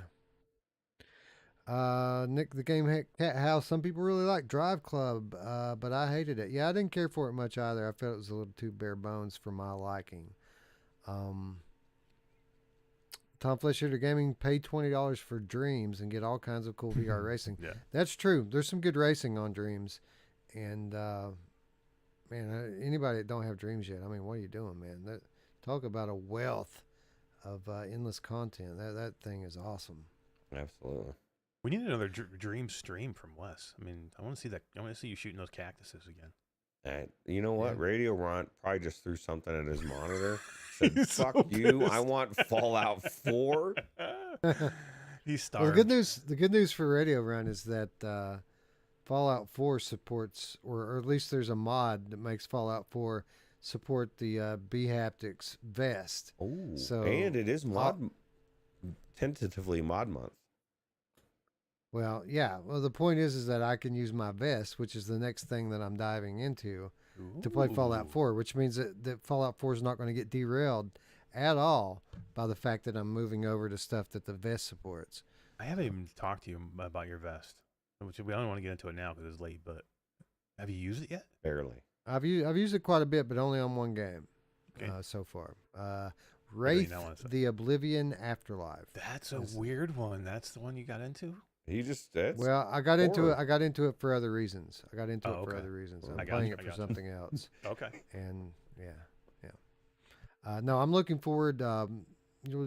My hit list, right off the top, obviously, The Walking Dead: Saints and Sinners. top Mm. That's a one. big one. flying and Sniper stuff? Elite, Ooh. Sniper Elite VR. That's a big one for me with that, and Vertigo Remastered. Mm. Mm. In Death Unchained. That's another one too. So that's my 5. You know what we should do? We should go do what's that? That's that PC game that was free. That was an experience that they're getting. Oh the yeah. The hotel game. Propagation. Propagation. Yeah. You could 2-player that, and it's native BHAP. Both That'd do be it. Shit. that'd be a good You could do it with your X40. I could do it with my X16. that'd be a good stream. So, hell yeah. Yeah. Yeah, and I thought That'd be about cool. just doing like a. Because you have never fucking- played that, right? At all? No, never. That's a freaking great experience, man. I thought Forget what I about the thought we'd haptics, You do would just love the game. if we had like a slow Wednesday, that we could just do like the whole thing in like a real time review, viewer's choice, Hmm. B Haptics episode. You know, put me in. You tell me the game. We'll do like 20 minutes in like fucking 6 games or something, and check out the B Haptics live. Maybe we do something like that. But I'm all for the propagation, man. Yes, let's do it. Yeah. All right, you guys convinced me. Getting one. I'm returning my 3080 Ti. I'm getting a vest instead. I'm just kidding. That's not happening. Anyway, let's move on to something good and tell the people or demonstrate for the people why PC won this month. Green Hill VR from Incuvo was released this month. after being released on Quest the previous month. But Eric, the Green Hell that came out on PC, not the Green Hell that came out on Quest, is it? This is a completely different game. It's got so much more in this game now than the other game, and it looks freaking awesome. Both games are great. Don't get me wrong. If you're only playing it on the Quest 2, be ignorant and be happy, and it's amazing, and you're all set. But if you have a choice and you have options, go play it on the PC. It looks really good and it plays great. Roots 1-to-1 port of the original popular flat survival game Green Hell, with all of its additional depth and a few flaws. But anyway, the point is a much more expansive experience on PC. Yes. Yes, absolutely.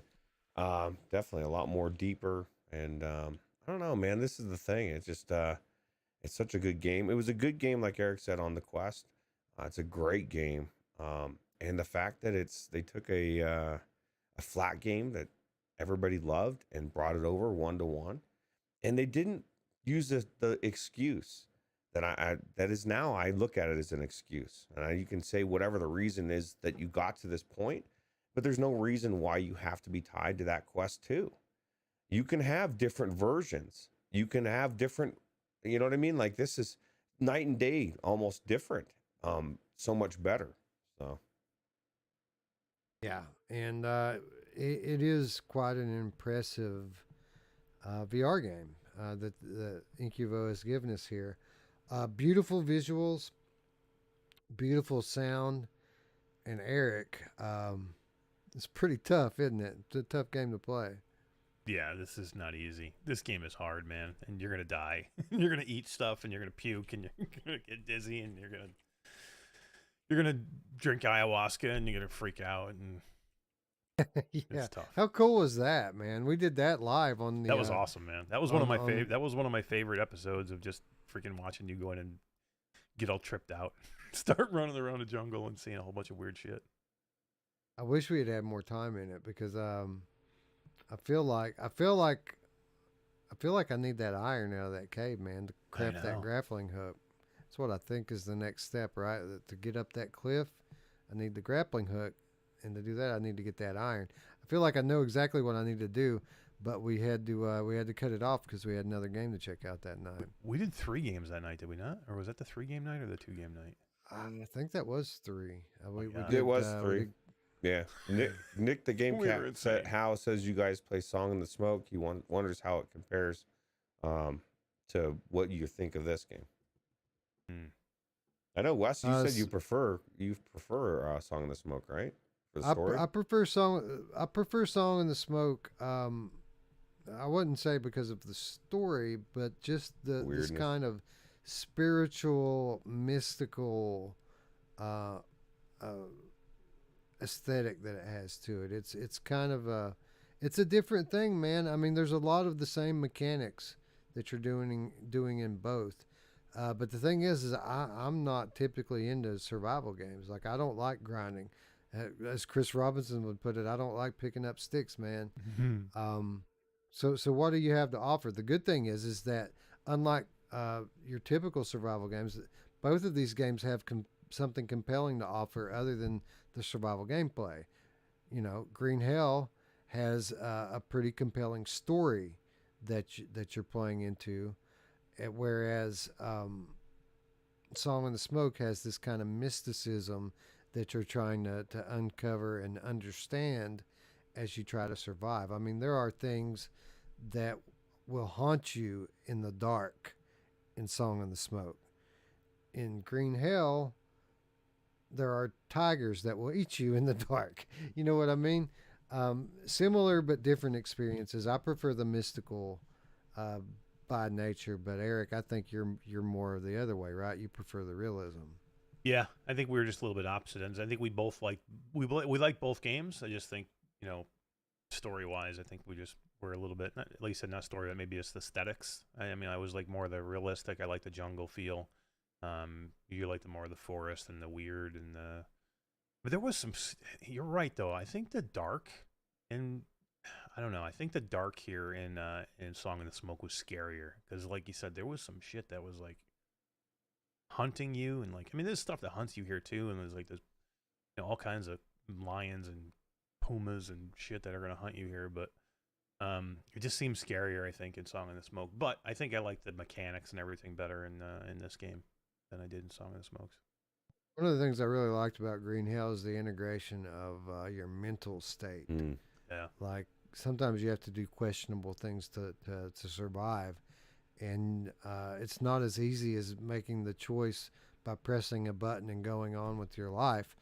You have to deal with that mentally in the game, and you have to tend to your mental health, which is a really cool mechanic. Something Incuville also did very well in Blair Witch, Right. and they brought it over to Green Hell. I really enjoyed that aspect of it. Chatty says, thank you very much to Brandon C. Very unexpected. Brandon C. threw out a Mother Gunship Forge key. So now Chatty gets to see exactly why we're raving about how good that game is. Yeah, and Brandon C said my favorite roguelite on the Quest 2. That's Wow. crazy. There you Well, go. thank you, Brandon. You rock.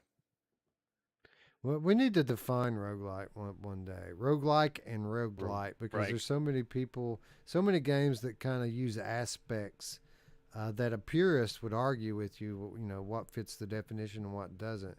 Yeah. A purist? You, Onakazi? He'd be in here arguing the point, right? You mean Simplex, right? Or Simplex, yes. Well, these Yeah. are the people that need to keep us on our toes. Because they're always right, almost always right. Yeah. Anyway, I can think of quite a few games on Quest that use roguelite elements that I prefer over this game, and probably most of the usual suspects that people would like. I like Cosmodread a lot, and I like In Death Unchained, although it's not a pure roguelite. There's certainly elements there, right? Crashland is another good one. Crashland's amazing. Crashland's awesome. It's really good. I bought that one for Brian last week. Did you really? Gifted it to him. He hasn't played it yet. He hasn't played it yet, but He's gonna love it. but he did accept it, so it's in his library. That's more than I could say for other people. But Needed something to play this week or this month. he's got stuff, man. He's playing He plays a lot of Walkabout Mini Golf, actually. Nice. What's up, Hack? Hey, Hack, bro. Firewall tomorrow. All right, bro. Hit me up. Yeah. We're gonna get a private lobby going tomorrow night after Q2C. I think we might need a spot or two filled. So I got to call in my guys, and Hack is one of my guys. So. Anyway, Green Hill VR, an amazing game, a great title, and definitely a recommend, as is the next title. This one a bit more indie, but we're not going to hold that against Beanstalker. Another one, Eric, that we played live on stream, up to 4-player co-op in the main campaign of the game. One of the deepest games to come out on PC for a long time in terms of depth of gameplay. There's just so many different aspects to what this game has to offer. We played this game for well over an hour, and we didn't even scratch the surface of what the first level has to offer. Yeah, and we laughed our asses off doing it. It was a fun game, fun co-op game. But yeah, this game is deep. You could play this game and just have fun with it and laugh your ass off and do it that way, or you could be like super like, Serious. grindy and serious and weapon building, and there's depth. I mean, there's so much to this game. And replayability. I mean, every one of these beanstalks is different. Your path is going to be different every time. The progression, crafting. I mean, this game's crazy. Yeah, I mean, we didn't even get to the boss fight, dude. We almost made it to the boss fight when we quit. But this game has some crazy big ass bosses in it too. Anyway, 3 or 4 worlds for you to explore, and exploration means climbing, friends, and not just vertically. These things have branches that go out for it seems like forever, and it's all about collecting things for crafting, but it's not that easy because there are things trying to kill you the whole time. And as if you go back and watch our stream, it's not always things you expect. Sometimes you think something is dormant and just a part of the wildlife or the plant life, and then all of a sudden this thing comes alive and attacks you and kills you, and you're dead. There's poison gases. I mean, there's all sorts of different misfortune that can come You fall. to you. Tried to And, jump and fall. Didn't that happen to one of you? And Yeah, then the me. other- Yeah, you can fall for sure. You can fall, and you would think having having more people playing would make it easier, and in some ways it does. But you have to all make it to the end to leave. Like if one of you falls or gets separated, nobody leaves. So you kind of have to win together and lose together, which is something else I love about it. Thoroughly impressed with Beanstalker. I can't say enough good things about it. And when you consider it comes from a small indie developer, it really is quite an accomplishment. Roots, did you ever get a chance to check Beanstalker out? This is when you were sick when we played. No, this I think one. I was there. I did the. I was. Oh yeah. yeah. Yeah. You were there. My bad. Yeah. You were there that week. It was I- right before you got sick. Yeah. Yeah, I did check it out, and it's cool. It's got a. This is the thing. It's got enough gameplay and variety. It makes it really cool. I didn't get a chance to play any multiplayer, but I mean, up to 4 people, and you're playing through the full campaign. Super cool. A lot of game here. A lot of game here for not very much money. So, yeah. I mean, again, there are other people on YouTube claiming this to be like the deepest game that came out on VR this year, which it might be. I mean, it's got some pretty steep competition, but it certainly deserves to be in the conversation. My only without a biggest doubt. gripe with this game, and this is, I don't even know. It's not even a gripe because I don't know if it's true. I want a giant at the top of this fucking beanstalk. I don't know that this giant exists. Ooh, but giant it spider needs up there. to. Yeah, there is. But you know what I mean? Like, how cool would it be if you got up to the top and there was some giant guy up there and you had to fight him in his castle? Speaking of which, why the fuck is Good Goliath getting delisted for? So what weird, the fuck, right? man? Come on, that's a good game. It's, It's a fun fun. game. What Yeah. I if mean, it's- it's not. It's a palate cleanser, but it's a good, high quality, fun to play palate cleanser. Now, when you say delisted, what does that mean? I mean, is it gone? You can't buy it. Like it's gone. Like I don't know if it's gone off Steam, but I know they took it off the PlayStation Store. There's weird stuff going on. This is the digital era, as awesome as it is, I don't like the fact that I can buy a game and have it just disappear from me, especially one that just came out. You know what I mean? I understand if it's 10, 15 years down the road, it's a multiplayer, they're not supporting it anymore. It happens. But like, when did It's a Good single Goliath? player game. It's a single player game and it came out a year ago, I think. So, I mean, I guess if you can keep playing it, it's just just chalk one more 2022 thing up to fucking weird, you know? Yeah, that is fucking weird. Moving along to another early access title, Wandering in Space, and this one's an interesting one because very high potential highs for this. Another first-time VR dev, as this one launched in the early access, as is often the case. A lot of jank involved. Now, with that said, I know they fixed some of our complaints immediately after our show last week, and I did receive an email yesterday from the developer once again thanking us for our feedback and informing me that within a day there would be another update that pretty much fixes everything we talked about. I haven't seen the update yet. I haven't played it yet, so I can't confirm it. But it certainly seems, Roots, like this game is going to be fulfilling its potential after all. Yeah, well, I'll tell you what, I always say that that's a good sign of a developer if they take feedback so quickly and fix the issues. Now, if hopefully they would have done that before, but I mean, can't do it all. and the base game is fun. My biggest thing is it's I think they're still Wow. working on it. I just don't see how it could be Uh, considered the, game of the year month. I mean, the tip train tonight's a high speed Holy monorail, moly, man. guys. As Brandon C says, I'll match the last guy.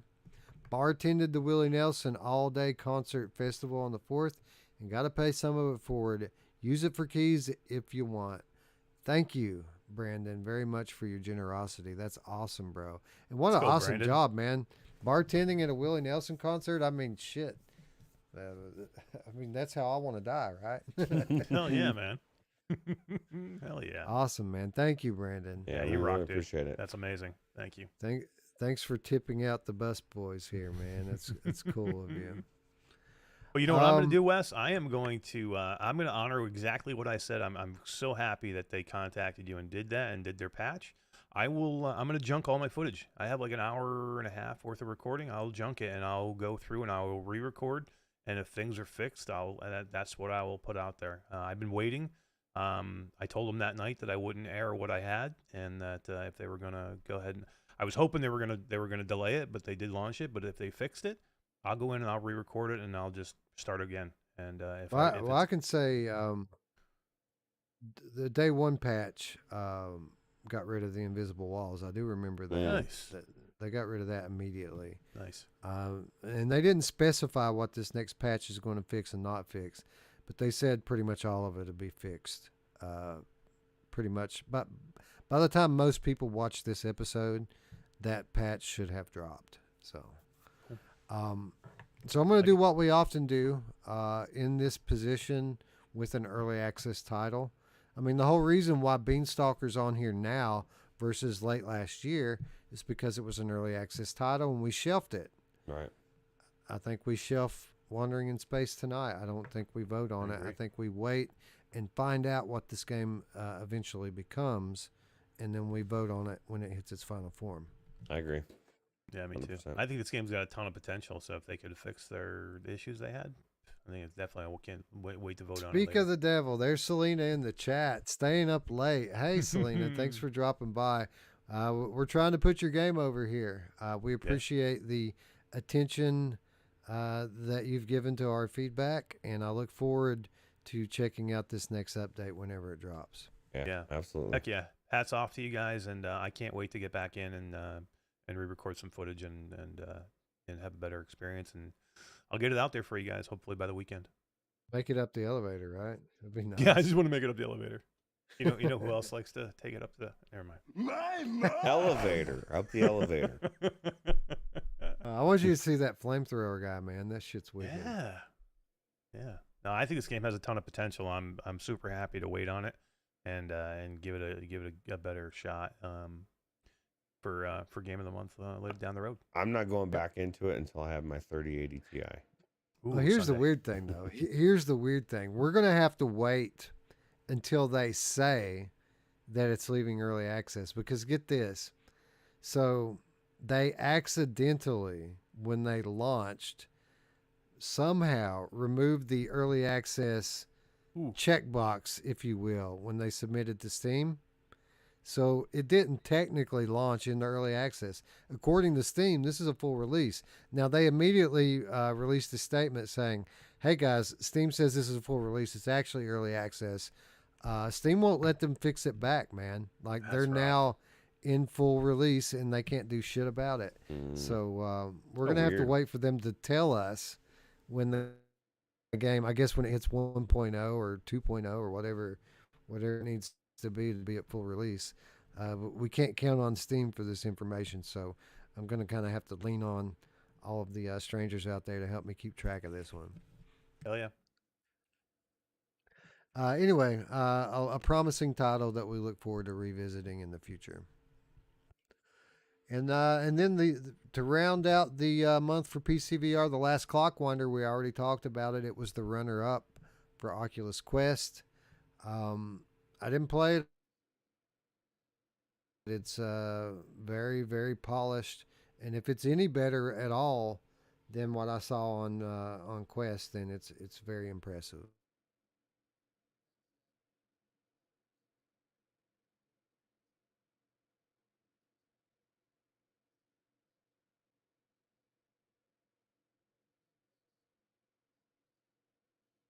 Oh, well, Yeah. oh, I was gonna say you're not even on the screen, but you are. Um, yeah, no, I agree 100%. Green Hell was just so good, and then Beanstalker's right up there as well. I mean, I'll let the cat out of the bag. My vote is for Green Hell, um, but because it's just so they did such a good job. Like we have so many games that we have flat that we'd love to see in VR, and then we're worried, okay, how's it going to come out? They had the easy chance to not. They could have just done the Quest PC version the same. People would have still said it's good, but it wouldn't have been that original one-to-one experience that everybody that had it played it flat would miss out on. So I don't know. I just think they did a really good job, and I just think it's a better game than Beanstalker, even though Beanstalker is amazing. Right. So again, Clockwinder a little bit limited in scope. F122, janky with mixed reviews. Wandering in Space, early access. So we're going to come back to Wandering in Space. Are we wrong, Eric? This is a 2-game race, right? Yeah, I think so. And I don't think it doesn't change anything for me either. But did Mother Gunship Forge come out on PC this month too? Oh, that's a good point. I think it did, didn't it? Isn't there's a Steam version of that out, right? There is, And yeah. and there isn't. I just completely missed that. There's no cross play Right. between Quest and Steam, but you can very much play the Steam version of that, which I think is pretty much identical to the Quest version, right? Yeah, I mean, there's a little bit of visual difference, but at 90%, it's pretty much the same game. Yeah, we Yeah. checked out both versions of that. Now We that I did. think about it. Yeah, Yeah, yeah. they were both good, but yeah. But yeah, it But doesn't yeah, change I don't anything. think it changes anything. Yeah, for sure. Yeah. I think we're down to those two, and I think it's really close, man. I want to say Green Hell because I really, really like that game, but man, Beanstalker is just such a good game. There's so And much more there. fun. Beanstalker's more my down my alley from what I enjoy out of a game. Like Green Hell, if we're going to judge on production value and polish, Green Hell wins. It's closer to a AAA game than Beanstalker is, but Beanstalker offers a lot. It would offer a lot as a single player game. But the fact that you can go in there with 3 friends through the campaign, I mean, there aren't very many games like that in VR. Yeah, man, it's a tough one. Yeah, if Green Hell had multiplayer right now, I know it's coming, but if they had it right now, That's a good point. I think I would give it to Green Hell. Right. And it's coming. Yeah. It's coming. They said it's coming, so it's coming. Man, I don't know. I'm going back and forth. I don't know what I'm gonna do. For me, like I said, the polish, the story of Green Hell, the like Beanstalker doesn't. There's nothing pulling me through outside of the same thing that pulls you through on After the Fall. You're upgrading shit to get. I guess you're going to the top. I don't know. It's amazing for what it is. I just don't think it's on the level of Green Hell. Yeah, it seems like there should be a story, but there really isn't, right? Like Yeah. it seems like there's a backstory, like that to this kind of I don't know, But it kind of never like pays this off. village of people who are, scavenging or mining or whatever. But there's really nothing there. They never really say what or why or who you are, do they? Maybe they will Yeah. add it down the road. I don't know. I think Roots has convinced me. I think I'm going to go Green Hell. I was just about to say, Beanstalker, but I think Yeah. I think the polish on Green Hell wins it for me because they're so That's the close to thing. me. Yeah, That's the thing. It's not what's your favorite game, right? It's Right. game of the month. What's the best game? If you're going to recommend a game to serious VR gamers, which game do you recommend? Well, especially if you were to say, if somebody is a Green Health, they played the flat game, they love it, and they're talking to you and they find out that there's a VR version, and they're like, dude, is it good? Like they're worried, right? Because it's their favorite game, and you're like, dude, like you're gonna go on this thing and you're gonna geek out because you're gonna feel like you're in this world. And there's something there about a flat game succeeding and bringing their fold into VR. And this is, I think, Green Hell is the best survival game in VR. Now it may It not. is. It's just it's for survive. It's so hard. It's fucking. You have to survive. Yeah. Crazy. I think It you're is, right. I think it is. and something that I see a lot with the PSVR crew is people in PSVR land really want the VR support for the forest, and it's good. Don't misunderstand. VR's the forest is a good game, especially with the multiplayer in it, and they did update the VR and make it a lot better than it was initially. Green Hell is on a whole other level than the forest in terms of polish, in terms of the story and the gameplay, the map, everything. The Green Hell's pretty much better in every way, except for the fact that they don't have the multiplayer in there yet, but that's coming too. So all of you people that are hungry for the forest to come to PSVR out there, just wait. Green Hell's coming. Now it may be PSVR 2. It is. It's going to be PSVR 2. But I promise you, after you get Green Hell, you're not going to miss the forest. Okay. Yeah.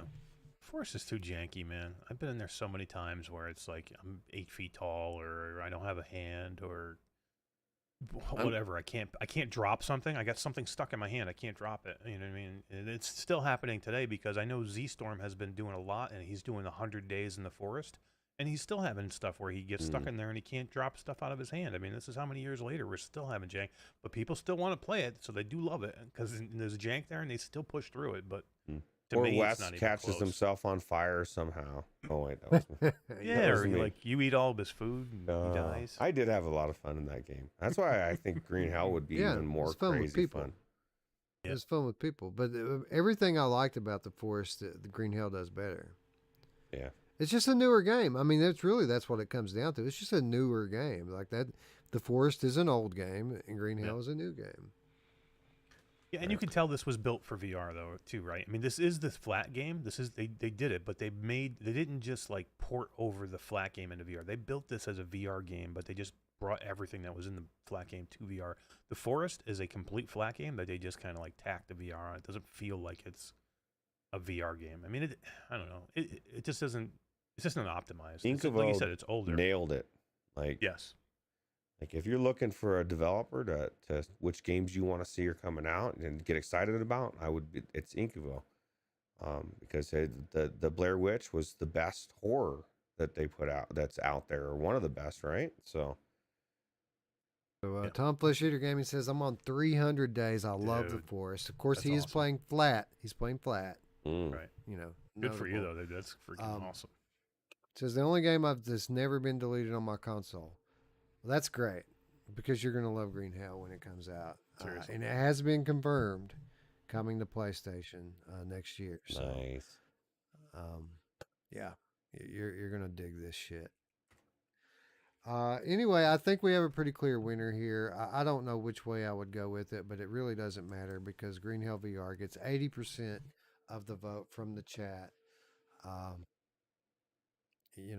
don't even think there's any need to really do a runner up here. I think we have a clear winner. Clear winner, Green Hell VR. Yeah, I think it's and fair. I'll tell you what, if you own Beanstalker, you're a winner as well. So definitely still buy it because it's an amazing game. Yeah, it's Yeah, a and great like game. it's like $9. Yeah, and it's cheap as fuck. Yeah, there's no reason not to own that game. We were talking last year when it came into early access that like after it gets multiplayer, maybe this is the game of the year. Like seriously, we had this conversation a year ago. Just so happens it came up against a very formidable opponent this month in Green Hell, which could be a AAA VR game. It's so polished. So yeah, bad timing. I was still for up in the air up Beanstalker. until and literally it was that close for me. I was like, I could have almost coin flipped it at the end. Back and forth. Well, First that's time to do shows you have a sign of a good couple good games, right? Talk me into it, man. You influenced me. Yeah, well, that's what I do. It's 3 o'clock in the morning, and here we go. I'm doing the rest of the show. Getting like punchy this, guys. drunk. Getting Yep, punchy there we drunk. go. Well, here's the good news. We did it. We did it. We did it! We got another Good job. episode under our belt.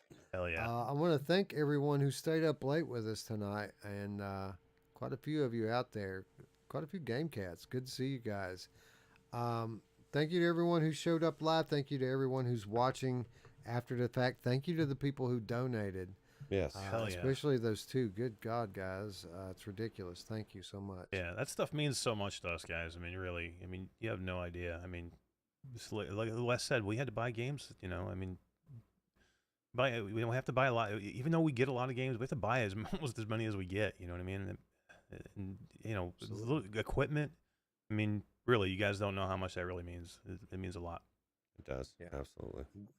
You enable us to do what we do, and we very much appreciate it because we love what we do. Yep.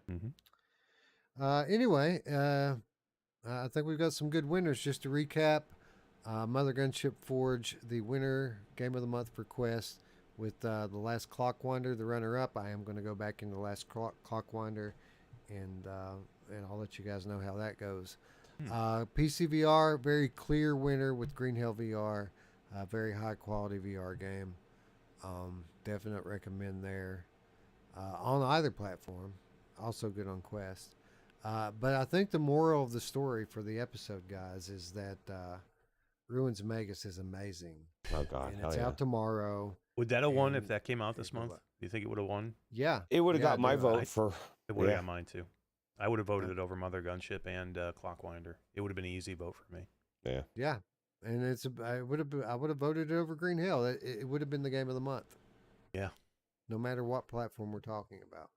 So Super how cool. exciting Everybody is it? go get it. Yeah. So July. We've just at the beginning of July. Maybe do you think anything is going to change? Will there be a game, or what games are going to come out? So it's kind of interesting Yes. to think about. Yes, there are games coming out this month. I mean, we could go another 30 minutes on that, but off the top of my head, I know right now that the Twilight Zone's coming out this month. Yes, it is. So that's going to be very interesting to see how that turns out. Yeah. And I'm super hyped for that game now, which I wasn't originally, but that last trailer that they put out and showed some of the gameplay, I'm really excited for it now. Yeah. We might have it in our library. I'm already excited. I And know. I could have been in there, and I wasted fucking 40 minutes in American Dream. whatever it was in American Dream. Yeah, I know it. God, these assholes. Fuck them. Fuck them. Yeah.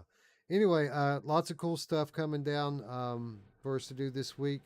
I guess it's officially mod month number 3, so we're going to be getting into some Luke Ross mods in short order. We just mentioned it, the Twilight Zone. We're going to be checking that one out. Into the Radius, we all just got accepted into the Radius beta.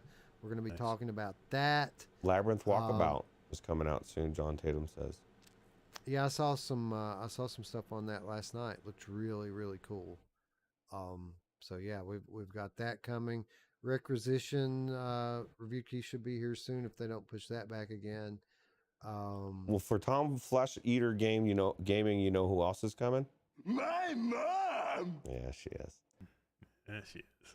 Point of the story is subscribe, ring the bell. You're not going to want to miss it, guys. We've got new special episodes coming up. We're doing our next episode of On Location this weekend. We're taping that. I will save that surprise for later. We're going to do a conventional interview, our first ever conventional interview next week with some pretty high profile game developers. There's going to be a giveaway attached to that. Killing it, guys. We're killing it. Yeah, I agree. Awesome times. Anyway, with that said, friends, we'd like to thank you all once again for watching. For Eric and Roots, I'm Wes. We will see you very soon. Later. Good night. Take it easy. See you later.